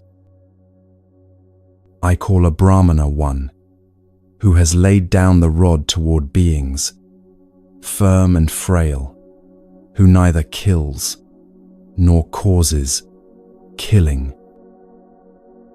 I call a Brahmana one unopposed among the opposed, at peace among the armed, unclinging among those who cling. Unopposed among the opposed, not fighting those who fight, not hating those who hate, not playing the game everyone else is playing. Standing apart from the whole system of opposition and counter-opposition, finding peace in a world at war with itself. I call a Brahmana from whom passion, aversion, conceit, and contempt have fallen away like a mustard seed from the tip of an awl. I call a Brahmana one who would say what is instructive, true, and pleasing, who would offend no one with speech. I call a Brahmana one who takes nothing in the world that is not given, whether long or short, large or small, attractive or unattractive. I call a Brahmana one with no longings for this world or the next, who is longing free and unbound. No longings doesn't mean no preferences or no joy. It means not being driven by the desperate need for things to be other than they are. You can prefer sunshine to rain without suffering when it rains. You can hope for good outcomes without being destroyed when outcomes disappoint. I call a Brahmana one who has no attachments, who through knowledge has no uncertainties, who has reached the deathless. I call a Brahmana one who has gone beyond attachment here to both merit and evil, who is sorrowless, stainless, and pure. Gone beyond good and evil. This sounds shocking until you understand it. Not beyond ethics or morality, but beyond identifying as the good person versus the bad person. Beyond keeping score, beyond needing to prove goodness, beyond the whole system of self-judgment and self-congratulation. Just doing what's right because it's right, not because of what it makes you, or how it looks, or what reward it brings.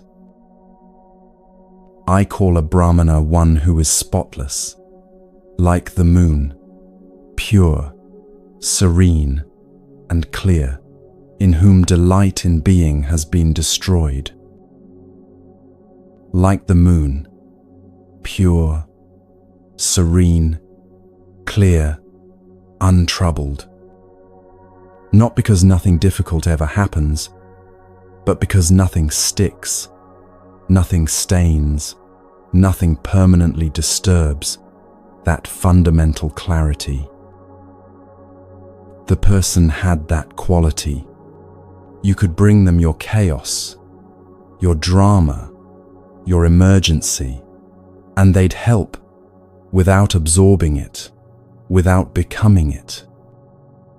Like the moon reflecting everything without being changed by what it reflects. I call a Brahmana one who has gone past this muddy, dangerous, difficult way of delusion and wandering, who has crossed over, gone beyond, who is meditative, desireless, undoubting, unclinging, and peaceful. I call a Brahmana one who here has abandoned sensuality, who would go forth homeless, in whom sensuality and being have been destroyed.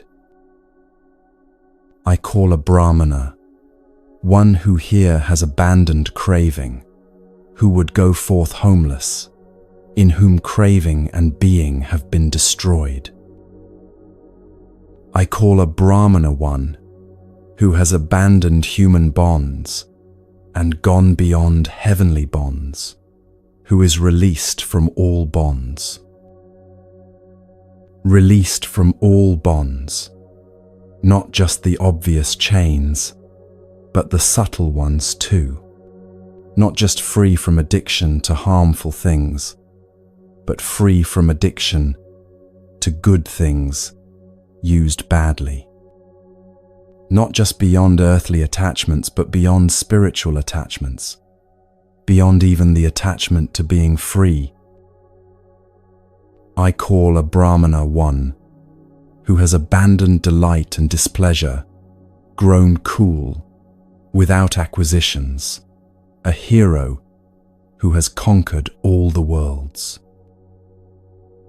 I call a Brahmana one who knows the passing away and rebirth of beings in every way, unattached, awakened, well gone. I call a Brahmana one whose course is unknown to devas, spirits, and humans, whose taints are ended, an arahant,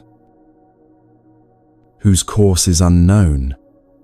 You can't track their path because they're not following any pattern you recognize. Not random, but free. Not breaking rules arbitrarily, but responding freshly to each moment instead of running programs. I call a Brahmana one who has nothing before, behind, or in between, one who has nothing and clings to nothing. Nothing before, no past to defend or regret. Nothing behind, no future to anxiously control. Nothing in between, no present to grasp.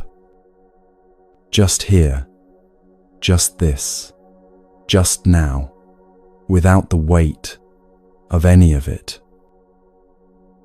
I call a Brahmana one who is a bull, splendid, heroic, a great sage, victorious, desireless, bathed, awakened. I call a Brahmana one who knows previous lives, sees heaven and hell, has reached the end of birth, who with higher knowledge has perfected perfection, a sage. This is what the Buddha saw under the Bodhi tree, his past lives, the whole cycle of birth and death, the way suffering perpetuates itself, and the way out. And in seeing it completely, he became free from it, completely. But notice, the Buddha isn't describing himself as unique, as impossibly other. He's describing qualities, states of being that are available. These 40 definitions aren't meant to make you feel distant from awakening. They're meant to show you what it looks like, what to aim for, what's actually possible for a human being. The person I've been describing, they weren't famous, weren't special by worldly measures, didn't claim any titles or positions. Just someone who had walked the path far enough to embody what the path teaches. And meeting them showed you, this is real. This actually exists.